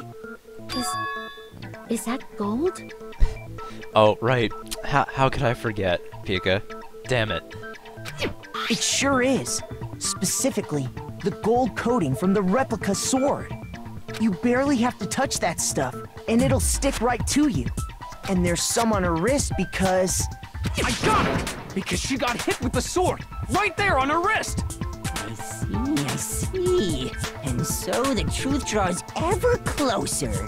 All right, then it's about time to solve this mystery. What happened in my room, and what led to Sayaka's death? That's what we need to make clear. There's a bit more to learn about non-stop debates. Would you like to hear more? I'm guessing this is the multiple truth bullets now. Use these non-stop debates. Starting with next debate, I'll start loading multiple truth bullets into your truth cylinder. Just like with the weak spots, only one of those bullets can actually refute the proper statement. In other words, from here on out, you'll have to combine the right truth bullets with the right weak spots to refute each statement. If you come up with the wrong combination, you'll take damage to your influence gauge. You can press the Q key to rotate the cylinder and choose which bullet to fire. Press and release the Q key to cycle through each bullet. Or you can use the mouse wheel. No punctuation, okay. By the way, if the logic difficulty is set to kind, fewer bullets will be loaded into the cylinder. For our purposes this time, the logic difficulty will be set to mean. Well then, good luck and have fun! Makes it good I can use the mouse wheel to change. That makes it a little easier on me. You know, if my mouse wheel doesn't act up. Alright, replica sword sheath. I believe we need a sheath for this one. When the fighting broke out, The culprit grabbed the sword, and that's when the first blow was dealt. A sword-based sneak attack. No, because there was a scratch on the sheath. No, that's wrong. So I would use the sword as a sneak attack while keeping the sheath on the sword. Actually, no. I don't think the fight started with the sword. Why not? Because the sword sheath had been scratched. See? There's a gash in it. Like someone cut into it with something sharp. Something sharp? You mean like the kitchen knife? That was the only sharp thing found at the scene. Stop jumping ahead. Slow down and explain it so I get what the hell's going on. Alright, Mondo, calm down. If the sword was used first, there wouldn't be any explanation for the scratch on the sheath. If you were going to attack with the sword, you'd take it out of the sheath first, right? That's true. With the sheath on, it'd be heavy and bulky and useless as shit. Okay, so how did the sheath get damaged? If they got attacked with the kitchen knife, maybe they grabbed the sword as a defensive impulse. In that situation, there wouldn't be any time to actually unsheath the sword. So you're saying the sword was initially used to defend against an attack from the knife? Which means whoever had the kitchen knife was the one who attacked first. I think I get it. So here's how it all played out. That sounds very productive, Margle. The culprit came in, found the kitchen knife hidden there somewhere. Then they took the knife and attacked Sayaka before she knew what was happening. So she grabbed the sword to defend herself, but then the culprit took that from her too. Then, after they broke her wrist with the sword, they took the knife and finished it. Sorry, but I don't think Sayaka used the sword to defend herself. What? How the hell can you not think that? Well, there's evidence. Because she never held the sword at all. There's a certain part of her body that makes this clear. Part of her body that shows she never used the sword. If you wanted to use a sword, which part of your body would have to touch it, obviously? Obviously, her stomach. She didn't have any gold dust on her stomach, so she didn't hold the sword at all. Come on, naturally. I got it! You're talking about her palms, right? The palms of her hands were perfectly clean, so I don't think she ever picked up the sword. How can you know that just by looking at her palms? Like I said before, the gold coating on that sword comes right off. All you have to do is touch it. In fact, if you look, you'll notice that a lot of the gold has already come off the handle. It's safe to assume that's because whoever used the sword got some of it on their hands. There's really no way she could have picked it up and come away completely clean. Maybe she washed her hands after she escaped into the bathroom. Not possible, Toko. Sorry, but I don't think so. Why do you say that? Is it because you think I'm ugly? That's quite a stretch of logic there, but well. No, that's not it at all. There's no way Sayaka washed the gold coating off her hands, because there's a certain regulation that talks about what happens to the bathrooms at nighttime. The water. No, it's obvious because Sayaka was afraid of water. Come on. I got it!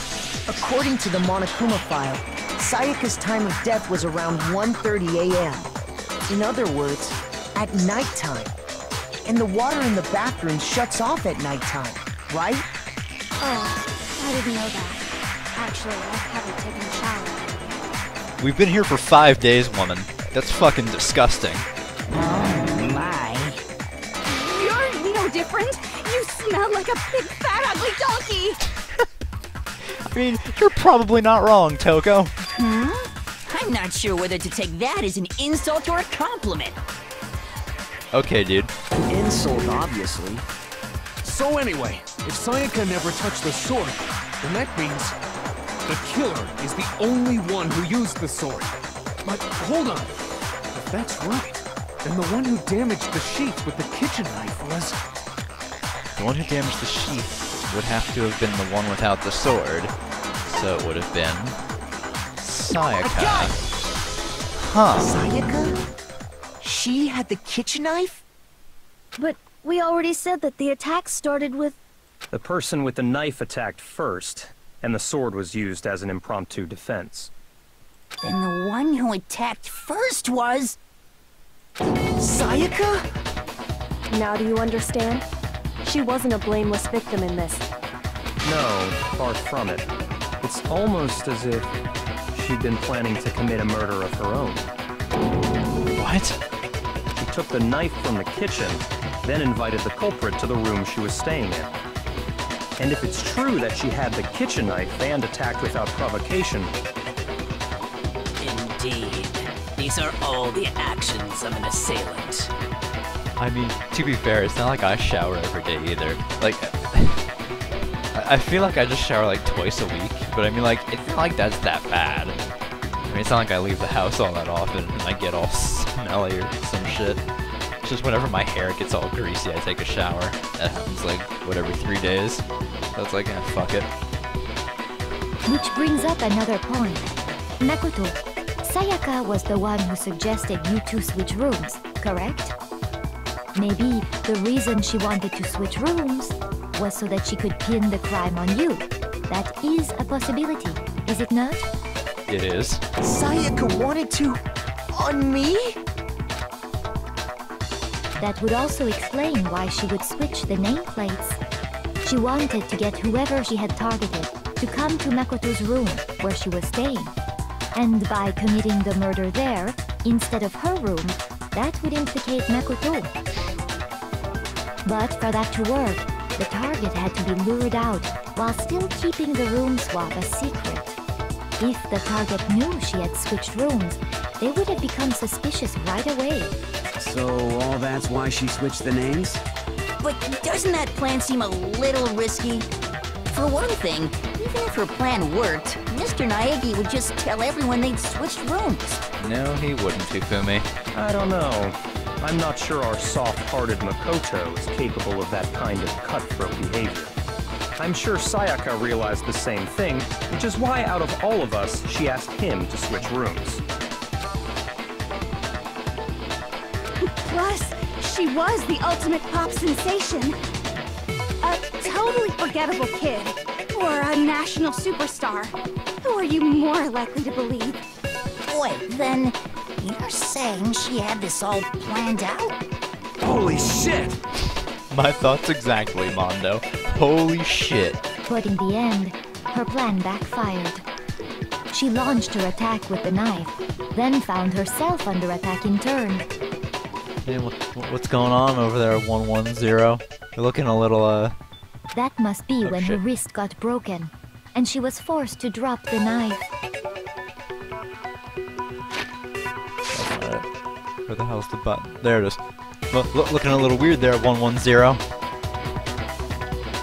The tables were suddenly turned on her, and she died at the hands of the one she'd planned to murder. Just hold on! That can't be true! Because... Hey! You guys have totally derailed the argument! You're being super boring right now. Come on, hurry up and decide who did it! Guess I didn't know speaking, sorry. Wouldn't it be awful if I had to punish you all just because you ran out of time? Oh yeah, we gotta decide who we think did it. How'd you forget? You thief. Hey, if you're gonna call me a thief, spell thief right. Ooh. I don't know what that Makoto, fucking means. right now you just Whatever. need to concentrate on figuring out the answer to this mystery. I'm a thief. I'm not just a normal thief, though, CJ. I mean, Pika. Fucking, I don't even remember who's saying this shit anymore. It's been 5 seconds. I have the memory of a goldfish, apparently. So I'm just gonna stop this train of thought right here before I say anything else fucking stupid. If we can't uncover who murdered Sayaka, it's over for all of us. Is it really all over? Hey Coco, welcome to the stream. Obviously I'm committed to finding out who killed her. But what can I do? I mean, as far as clues go, there's nothing left. Is there really nothing left though, Makoto? There's something. Well, yeah, the dying message. Thanks, game. It's easy just to say, hey, decide who did it. But there just aren't any more Nope. clues, right? Wrong. 110.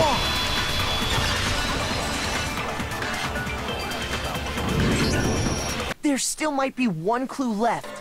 Sayaka's dying message. Dining? Wait, what did you say? Not dining, you dumbass. Dying. Hey, Linkona, welcome to the stream. The dying message. She wrote something on the wall behind her, remember? 11037. Written in her own blood. There must be a clue about the killer hidden in there. Well, before we get too far into that, I need to ask, can we really be sure that Sayaka is the one who wrote it? There's no question that Sayaka wrote that message. And I can prove it if you look at her fatal wound again. I got it! No. Her left index finger had blood on it. No, she obviously wrote it with the knife that was protruding out of her back, Makoto. Come on. How else are you gonna write something like that? she scratched it into the wall with the bloody knife. That could only be because she used that finger to write the message. I see. She broke her right wrist during the fight, so she'd have to use her left hand to write. Sure. I think we can all agree Sayaka wrote it. But what the heck do those God. numbers mean? Yeah, stop doing that. 11037? Hey, Chihiro. You're a computer nerd or whatever, right? You should know all about numbers and shit. No, that's not... Yes, I'm a programmer, but I don't see any kind of meaning in these numbers. Of course.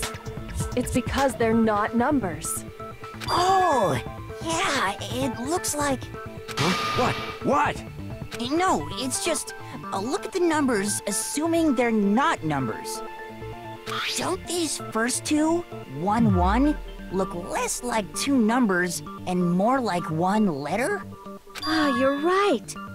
The connecting line is barely there, so I assumed it was 1-1, but looking at it now, you could also read it as an N. Whoa, you might have finally just said something worth a shit. Our little gray cells are really getting excited now. But even if that really is an N, N037, doesn't make any more sense than before. People. Damn it! It's no use. I just don't know. Rotate the image 180 degrees. Thank you. Huh? Rotate it? I think maybe I see something. Oh my god. Now I see. She wrote down the killer's name. There you go, Makoto. Finally got it. Let's give him a round of applause. Good job, buddy. You figured it out. Yeah. Woo! Huh? You just shot past the clue part and right onto who did it. So, whose name did she write? Sayaka's dying message reveals the real killer's name. If you turn her message 180 degrees, it should become crystal clear. Gee, I wonder who 11037 upside down could possibly be. Here's my answer. Leon. The key to solving this mystery was simply to rotate the writing 180 degrees.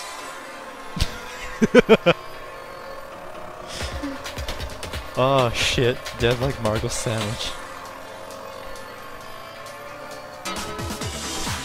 My voting confession will be for Leon. I'm really not sure. Let's think about it. You know, I like Leon too, Margot. I really do like Leon as a character. He's actually a pretty cool guy. It's just a shame that he is the first killer. If you turn the message around, it becomes the letters L-E-O-N. L-E-O-N. Or more accurately, Leon. Oh, he's super fucked now. What the hell are you talking about? It's just a coincidence. You know, I actually think another major part of why I really like Leon is just because he's voiced by Grant George, one of my favorite VAs. So that might be why. It's just a bunch of random squiggles that happen to look like my name. No, it's not random at all. She wrote that message on the wall behind her as she was leaning up against it. In that position, she couldn't move to write normally, and had to write upside down, as it were. And as a result... Weird Nagito's mitten. When you look at it standing in front of her, it ends up getting flipped. Try it for yourself if you want. Write something sitting like her, and the letters will be inverted. Yeah, I don't think we really need the experiment on that one, Kyoko. We'll take your word for it. That sounds like one hell of a stretch to me. How is that a stretch? That's the logical conclusion, Leon. I'm the killer? You can't just go and say shit like that. Oh, but you didn't have any problem saying I was the killer in the beginning of the trial. When there was damning evidence against me. If you're not the killer, then why did you try to destroy the evidence? Huh? You know what I'm talking about, right, Makoto? The evidence Leon tried to get rid of?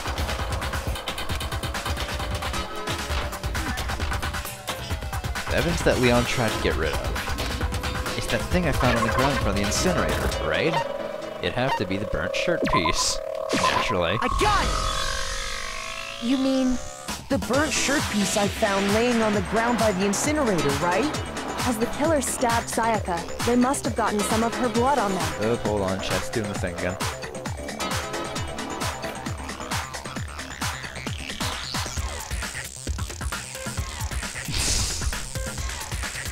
And to dispose of the shirt covered in the victim's blood, they threw it into the incinerator. But one piece burned off and got left behind. And the killer didn't notice. If they had, they most certainly would have panicked. Isn't that right, Leon? But is one scrap of fabric enough to conclude that Leon is guilty? Yeah, I mean, Leon's not the only one wearing a white button-up. That's right! There are plenty of other people here with shirts like mine. With just that one little charred piece, there's no way you can say for sure who it belongs to. You're right. That alone isn't enough.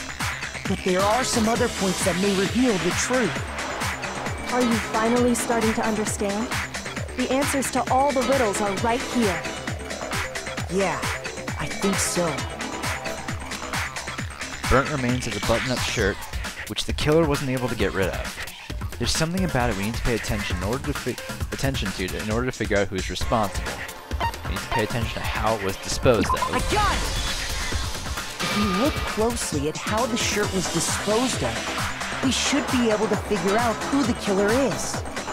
Oh yeah, that's a good point. I think I know what you're gonna say. Do you, Leon? You can't reach the incinerator without opening the gate in front of the trash room, right? And obviously, you wouldn't be able to hit the switch to turn it on either. You need the key to get in, and the one with the key was the person on cleaning duty. So the killer had to be whoever was in charge of taking care of the trash, right? Interesting. And now he realizes, no, that's wrong. There was another way to use the incinerator without being the one on cleaning duty. And that's exactly what proves that Leon is the real killer. You know, I think I might let the argument go around once, just so we could hear all of this song. Just because I really like the hope versus despair non-stop debate theme. It's so good. The key to the trash room. Whoever was on cleaning duty must have had it, right? So the only one who could get to the incinerator was the person in charge of the trash? And you'd have to get close to the incinerator in order to destroy the evidence. Which means the only possible suspect is whoever had the trash room key. Okay, so the person who would have had the trash room key was... Huh? Me? No! There absolutely was a way to use the incinerator without using the trash room key. The killer was able to turn the incinerator on by using something I found on the ground nearby. To answer your question, Linkana, obviously it has to be Hina. Come on. Whoever was on cleaning duty must have had it, right? So the only one who... And you'd have to get No, you close to wouldn't. the No, that's wrong.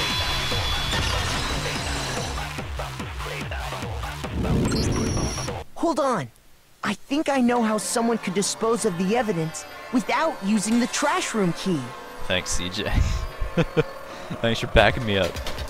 But if you can't get past the gate, you couldn't possibly turn on the incinerator, could you? Wanna go, Linkono? Yes, you could. If you used this. What is it, some kind of glass ball? It's busted to hell. Actually, it was supposed to be a crystal ball, but, But how would you use it?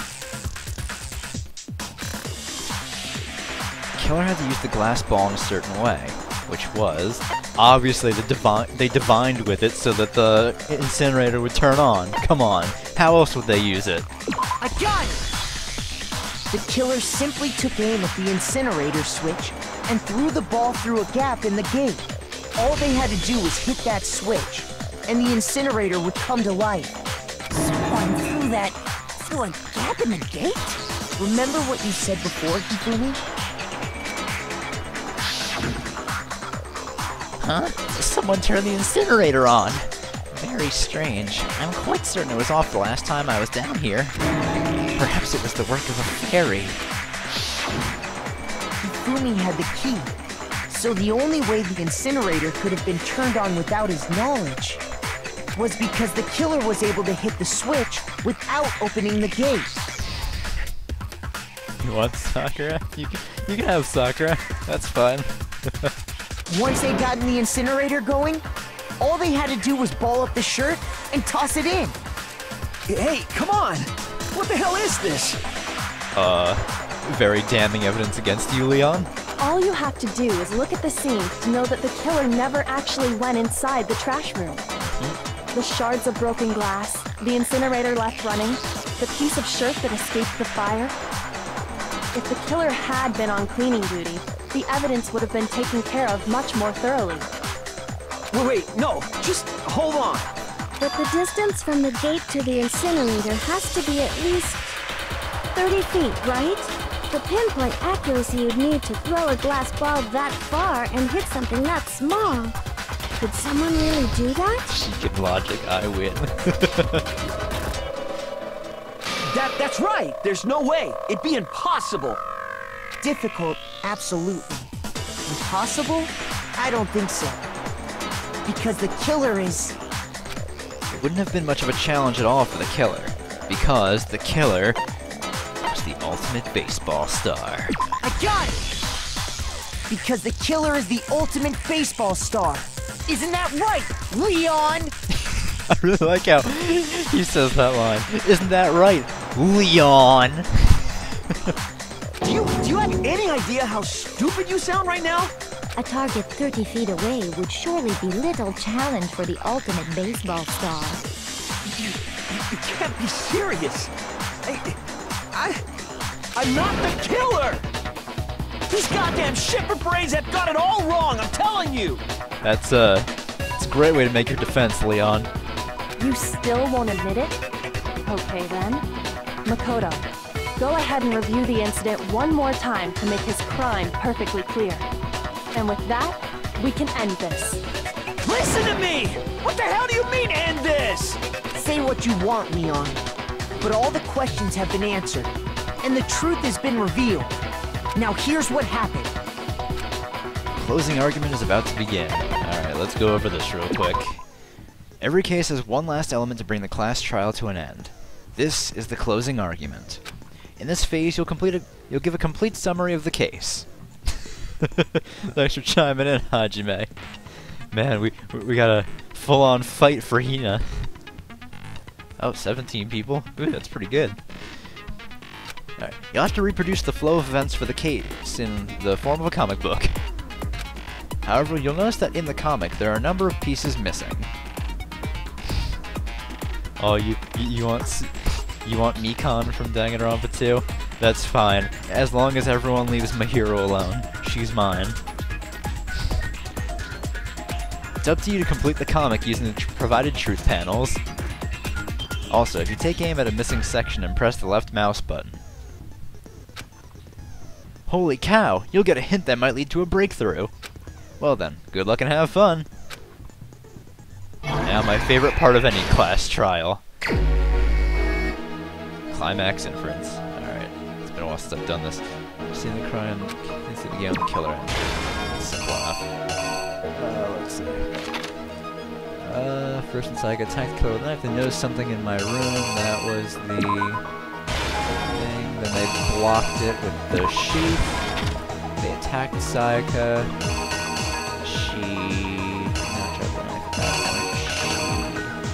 The sheath fell off the blade. Let's see, then forced her into the bathroom with a screwdriver. They killed Sayaka as she wrote Leon on the wall behind her. Blah blah. And they picked up the lint roller.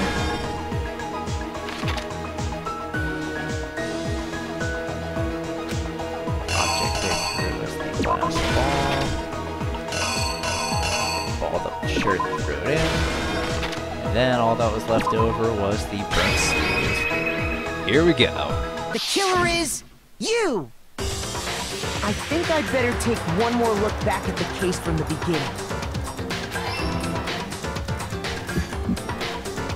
Last night, the killer went to the room Sayaka was in. In other words, my room. Horizontal or vertical strips? I don't know. I kind of like vertical strips better. I don't know why. From what we can tell, Sayaka invited that person there intending to kill them. She attacked them with the knife she'd taken from the kitchen earlier.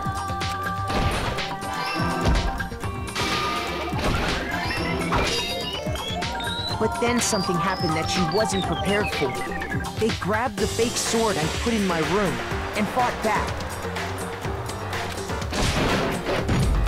During the struggle, a strike from the sword broke Sayaka's right wrist.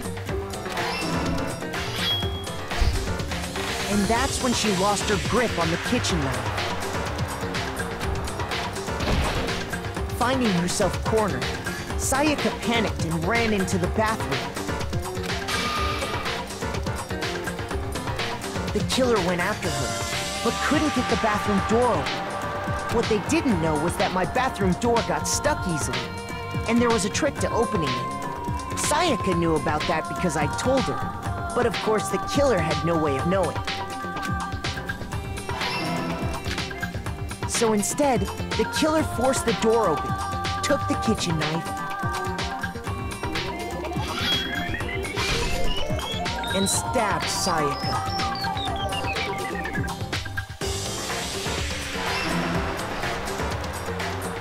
But with what strength she had remaining, Sayaka left a dying message. To keep the killer from noticing, she wrote it on the wall behind her.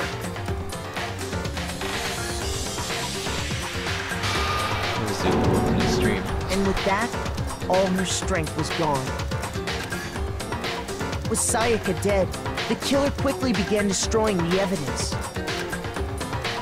First, they took off their shirt, which was covered in their victim's blood.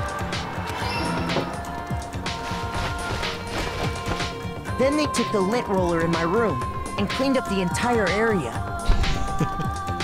As long as no one takes Kaede or Nanami. Alright, Hajime. You can have him. As long as no one takes my Mahiru from me, I'll be fine. They wanted to make sure they got rid of any trace they'd ever been there.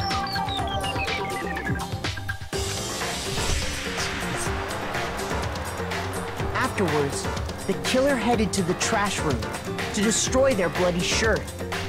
Yeah, now that you mention it. It is interesting, Linkona.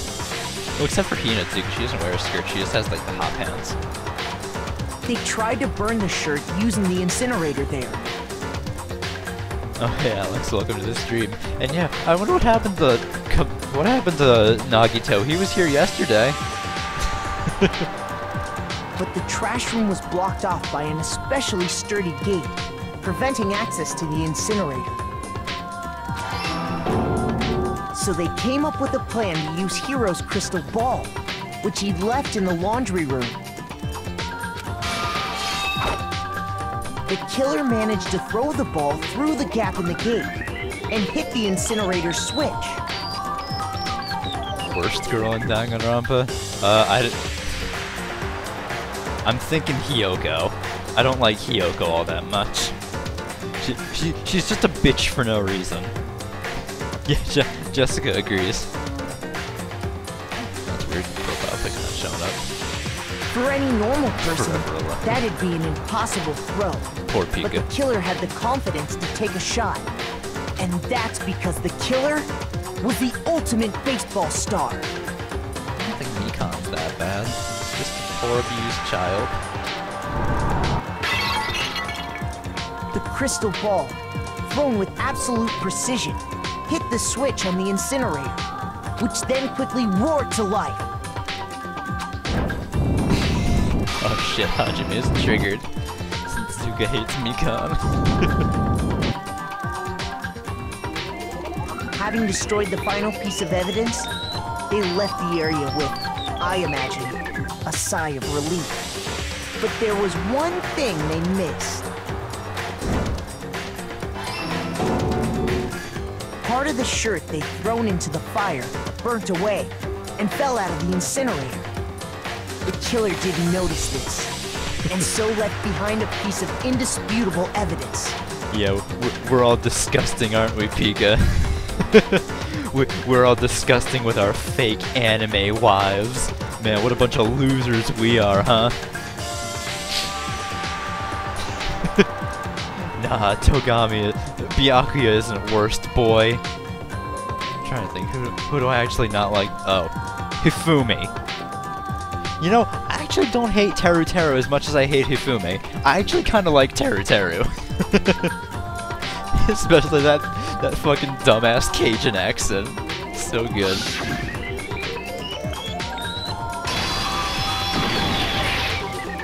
Isn't that right, Leon? Oh, I'm sure that's not true, Pika. It would appear that Hiro simply forgot his crystal ball in the laundry room. You went there to try and wash the blood out of your shirt, and that's where you saw it, right? Oh, right, Nagito. You know, I thought I was blanking something out of my mind. You reminded me, Hajime. I don't like Nagito either. Fuck him. Seeing the ball, you thought of a way to take care of everything. Now, I feel that context is very important here, Dave. Now, if you're saying Hifumi best waifu for this game, I'd have to slap you upside the head. However, if you're saying Hifumi best waifu for Persona 5, well, I feel that's acceptable. So, what's the context on this? Why are there 16 seats? Maybe we'll find out later. So, Leon, do you object to anything that's been said? Do I object? Hell yes, I object! Of course I do! I object! I object! I object! I mean, all of this is just a bunch of stupid theories! You need evidence! Where's the evidence? Without evidence, it's all bullshit! It's bullshit and I refuse to acknowledge it! I fucking love this line. It's all bullshit. It's bullshit and I refuse to acknowledge it. Yeah, I don't know why a lot of people hate Kazuichi. I mean, like, he's not even the worst character in the game. Like, I actually kind of like Kazuichi and his, like, very one-sided rivalry with Gundam. Kazuichi's the pink-haired guy in Danganronpa 2. Hey, Smolly, welcome to the stream. Well then, I guess this is as good a time as any to present the evidence that proves you did it. Ooh. Another part that I really like. Makoto, I believe you're in possession of that evidence. Here we go. I have the evidence? Your first bullet time battle is about to begin. Would you like to hear more? Let's go. Sometimes during a class trial, your opponent simply won't hear what you have to say. When this happens, you will engage them in a head-to-head battle. We like to refer to this as bullet time battle, aka the BTB, BTW. Fuck it. You know, I love and hate the narrator so much in this game. He's the best and worst simultaneously. During the BTB, you want to destroy your opponent's statements in time with the rhythm. Oh, that sucks, Rian. Get fucked.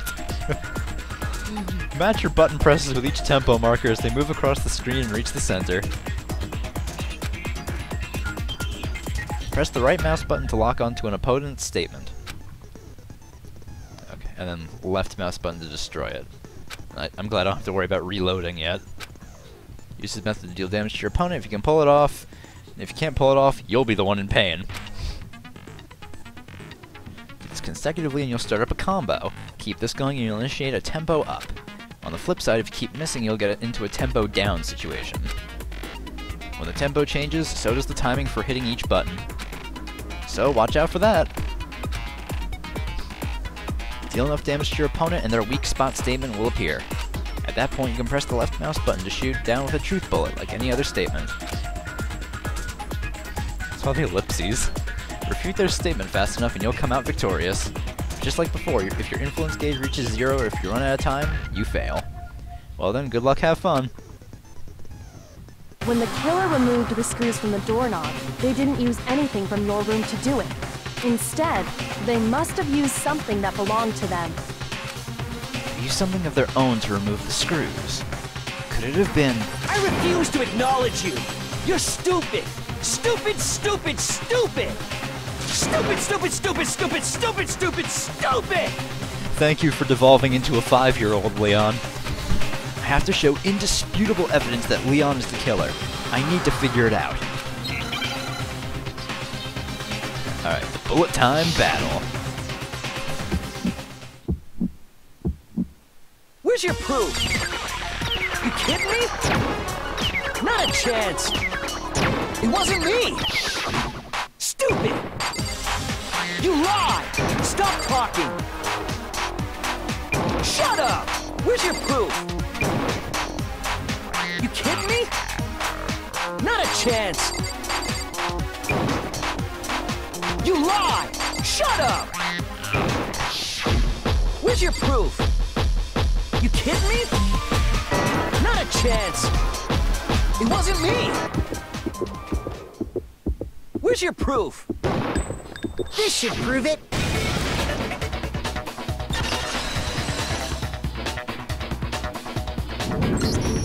The screws on the bathroom I will admit, doorknob Jessica, were sometimes removed. those logic devs do get pretty fucked.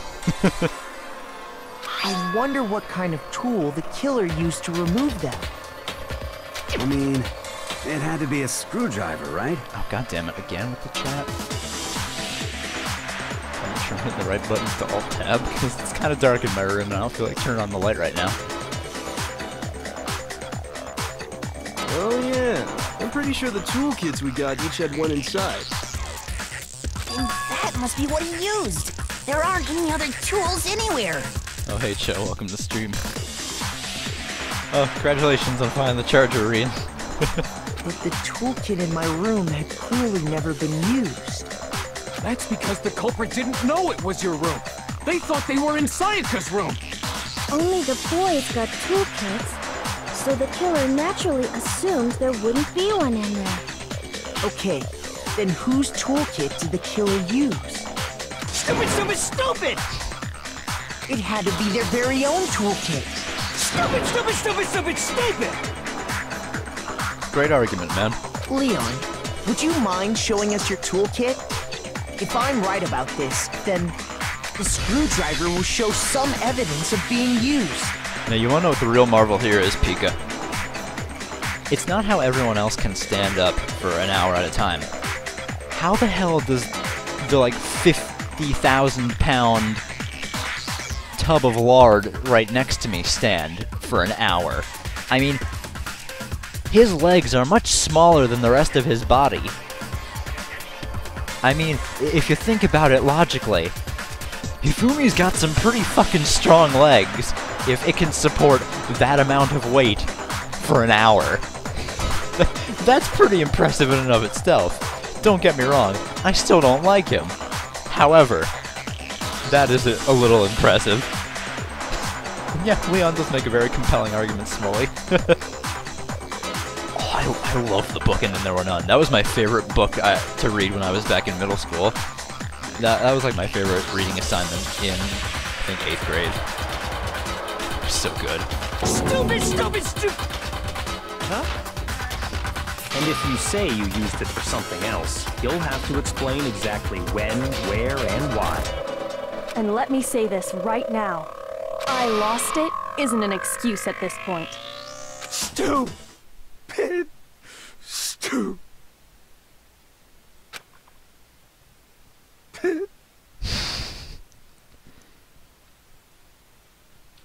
As we say in the business, get fucked, Leon. So, you have no rebuttal? Then it would seem we are finished here.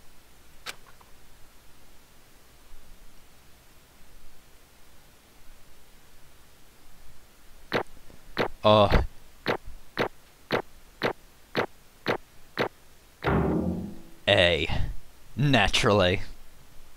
Give me those 79 medals, that's fine. I'll take it. I need more presents anyway. Oh, I got 2 trophies from that. You must acquit, and what's a mistrial? Alright, since I didn't game over and I got it perfect. Haha! Looks like you've reached your verdict. Then are we ready to cast our votes? You all have a lever in front of you. Use it to make your selection. Oh, just to remind you all, make triple sure you vote for someone. You wouldn't want to be punished for something so minor, right? Okay, then let's get excited! Who will be chosen as the blackened? Will you make the right choice or the dreadfully wrong one? What's it gonna be? What's it gonna be? I wonder what the result could possibly be.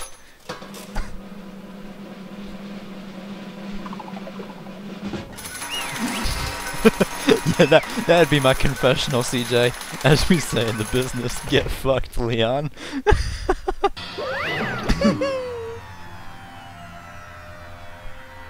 No, it's decided by a majority vote. Like, even if some people vote wrong, as long as the majority of people in the group vote correctly, then the killer gets punished. I'm pretty sure that's how it works in this game.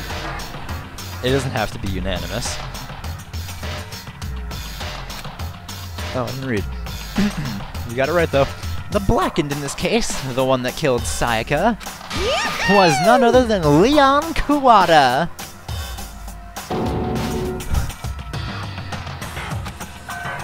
Huh? You heard him. Hey, hold on. Hold on a second. Leon, did you really kill Sayaka? I don't believe it. You son of a bitch! Son of a bitch! What the hell is wrong with you? I didn't have a choice. It was kill or be killed. So, that's why... I killed her first. None of you are any different! One wrong step and you'd be the one standing here. It was complete chance that I wound up like this. I was just... unlucky. That's all. Hey! Come on! You expect me to just accept my death? Everything's become clear. The decision we made was right after all. But when I think about that, honestly, I'd be better off if we'd been wrong. Because if what we came up with really is the truth, then that truth is that Sayaka was trying to frame me. Yeah, really. I agree, Smolly. Like, what are you doing, Makoto? But even if that's true, says she was wrong. After all, the mastermind. It's all because of that video. Even I couldn't handle what I saw in there. If I was her, and the video actually had something to do with me, I can't even imagine. Now we're trapped in here with no way out. They're probably waiting for me. Why? Why? I can't afford to be stuck in here. The one thing that was more important to her than anything else. Her dreams, her friends. To have to see something like that happen to them. And Sayaka. I'd do whatever it took to reach that dream. I mean it. Even some things that weren't so pleasant. And that's why Sayaka, for the friends that meant so much to her. That's why she betrayed me. So, when she said, No matter what happens, please always be there for me. I need you on my side. she was lying to me from the very beginning. She was using me. Is that why she talked to me in the first place? I guess I'll never know. Because there's nothing I can do to ask her what she was thinking. Zuka, don't spoil. Thank you. Once you're dead, that's that. Boy howdy, the entertainment industry must sure be terrifying, huh? I mean, to try and kill someone just because of those relationships. She seemed so nice and lovely on the outside, but the inside, she'd descended into pure madness. What did you say? I understand. Really, I do. Yup. You're in utter despair thanks to Sayaka's betrayal, right? Compassion, intimacy, love. The stronger those feelings, the stronger the despair when they collapse. Stop screwing with us! This is all your fault! Sayaka being forced to do something like that. All of it. Everything. It's all your fault! Suddenly in a frenzy, I lunged at Monokuma. But... That's enough. as angry as I was, Kyoko latched onto my arm without hesitation. Her grip was like iron. Strong enough I was sure it would leave a bruise. Calm down. If you really want to make her enemies pay for what they've done, you need to let it go for now. Damn it! That was a close one. I thought for sure you were gonna give me a good walloping. Just barely avoided punishment, you did. Yes, indeed. Now then, since you so magnificently revealed the identity of the killer during the class trial, the blackened Leon Kuwata will receive his punishment. Punishment? You mean execution? Wait a second! I didn't have a choice. I had to kill her. Yeah, that's it. I was just protecting myself in the heat of the moment. It was self-defense. Is that okay? How exactly was it self-defense? When you forced your way into the bathroom, did you or did you not use your very own toolkit? After she'd shut herself in the bathroom, you went out of your way to head back to your own room. Then you came all the way back, broke into the bathroom, and killed her. Am I wrong? Do you understand? You had any number of chances to stop what you were doing, but you chose not to. Is it not because Is it not because you had an unclouded intent to commit murder? So, that's why... No! That's not... I mean... Celeste is very right here. Leon could very well have stopped what he was doing at any point during this. He didn't have to go back to his room and break into the bathroom to kill Sayaka. He could have just let it be, come to get someone, and tell us what was happening. And then things might not have turned out like this. But it just goes to show that deep down, Leon really wanted to get out of here as well. It's kind of like in DR2 with the first case, with how they really want to get out, but like that really is the underlying motive there. You just want to get off, like get out of here.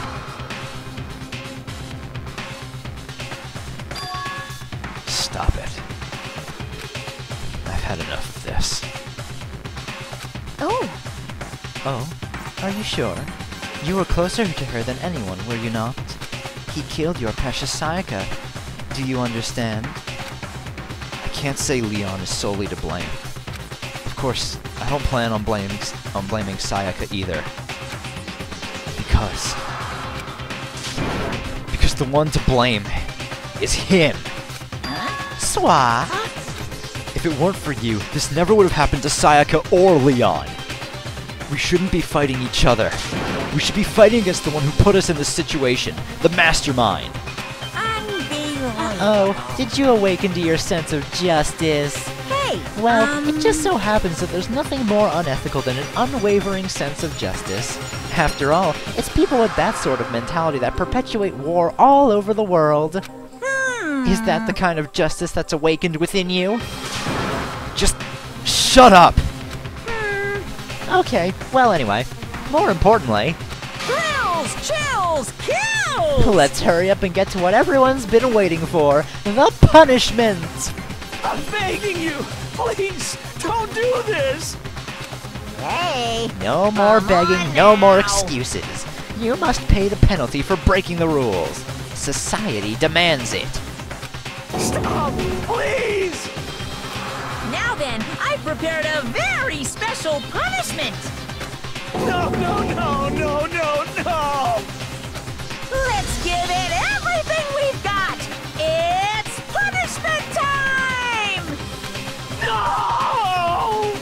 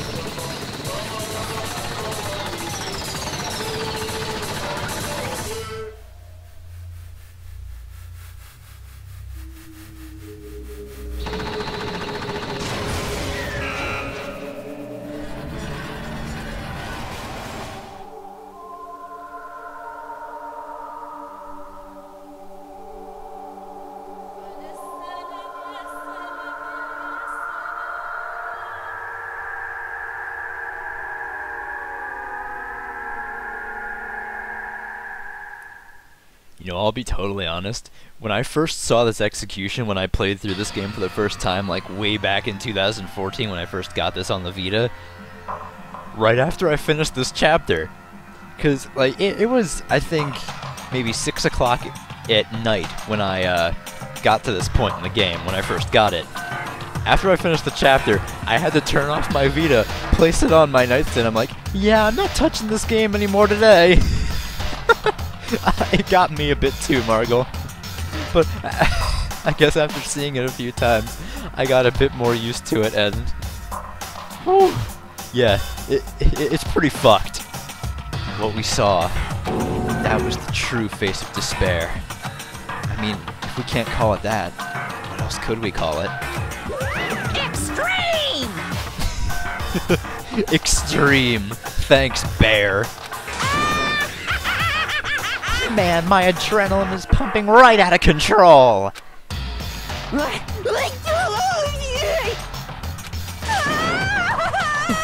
What's going on?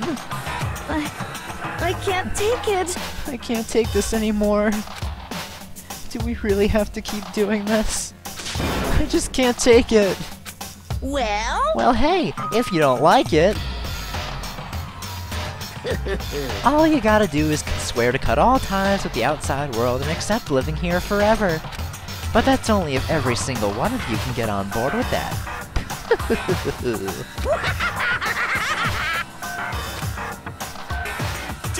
Damn you! Fuck you. Why the fuck are you doing all this evil shit to us? What the heck? Evil? You make it sound like I'm some dark, awful secret society type of guy. Say what? Or in this case, a dark, awful secret society type of bear. Well... So why are you putting such an upstanding young citizen like me through such a grueling ordeal? Hey, It seems like you're trying to use common sense to make sense of something that doesn't make sense. It's like trying to put a mile on a scale. I just don't think that's possible. Hey, I don't think what you're saying and what I'm saying quite fit together. You piece of shit! I don't know who you are, but I'm gonna pound your ass into the ground! You must really hate me to get so angry, huh? But if you do that, you're barking way up the wrong tree. What happened happened because more than one of you decided you wanted to get out, right? No matter how much time passes, you can't cut free of your regrets from the outside world. You're to blame. Of course we can't cut free of the outside world, being trapped in this insane place. You're trapped, are you? Well, I'm sure once you learn all the mysteries of the school, your thinking will change for sure. You'll think, boy, isn't it so wonderful how we all get to live here forever? What does this mean? What are you trying to say? Hey. I feel like there's some deeper meaning hidden in there. Just like before. Anyway, let's get to the blackened punishment. That's what everyone is waiting for, after all. Hey. When you say everyone, who exactly are you referring to? Sorry, I've said everything I've got to say. I need to save some of the fun for later.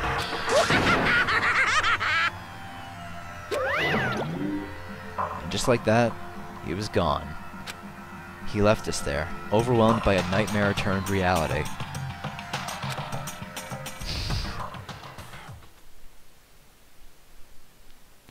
Even after he was gone, we stood there forever, unable to move.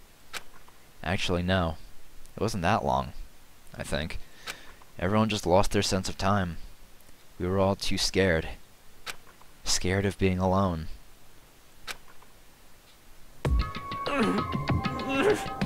Oh, don't cry, Taka.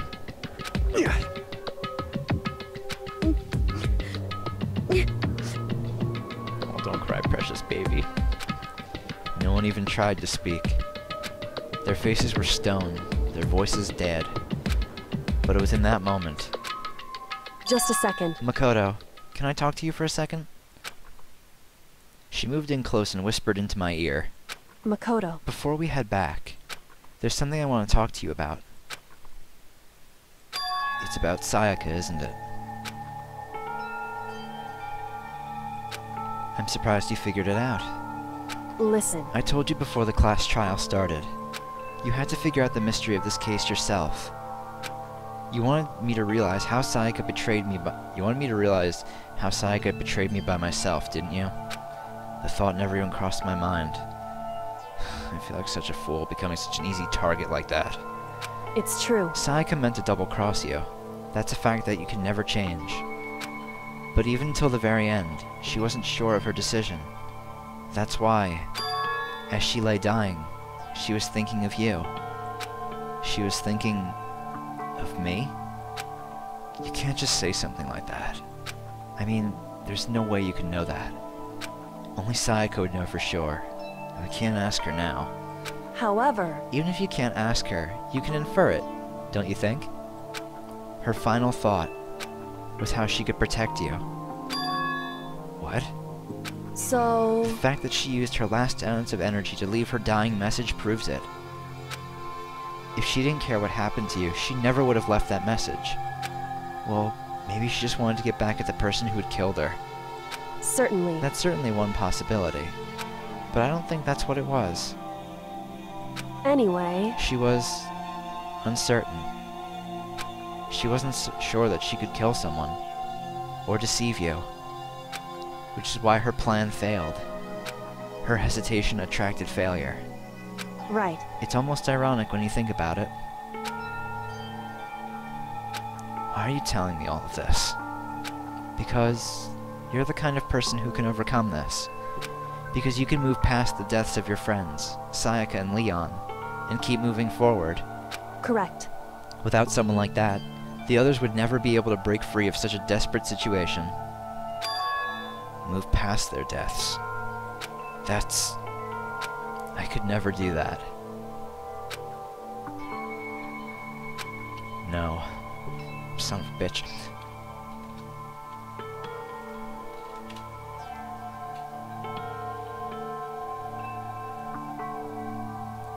I'm going to carry them with me for the rest of my life. How could I possibly move past something like that? Leon, Sayaka, I'll carry them with me forever. I'll carry their memories with me wherever I go. So instead of forgetting them, you're choosing the hard road. Well, I have high expectations for you. As she said that, she revealed the smallest smile. Hey. By the way, I have to admit, I'm curious. How did you know I wanted to talk to you about Sayaka?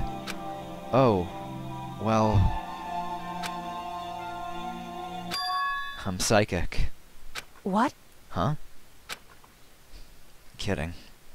I just have pretty good intuition. Oh, Makoto.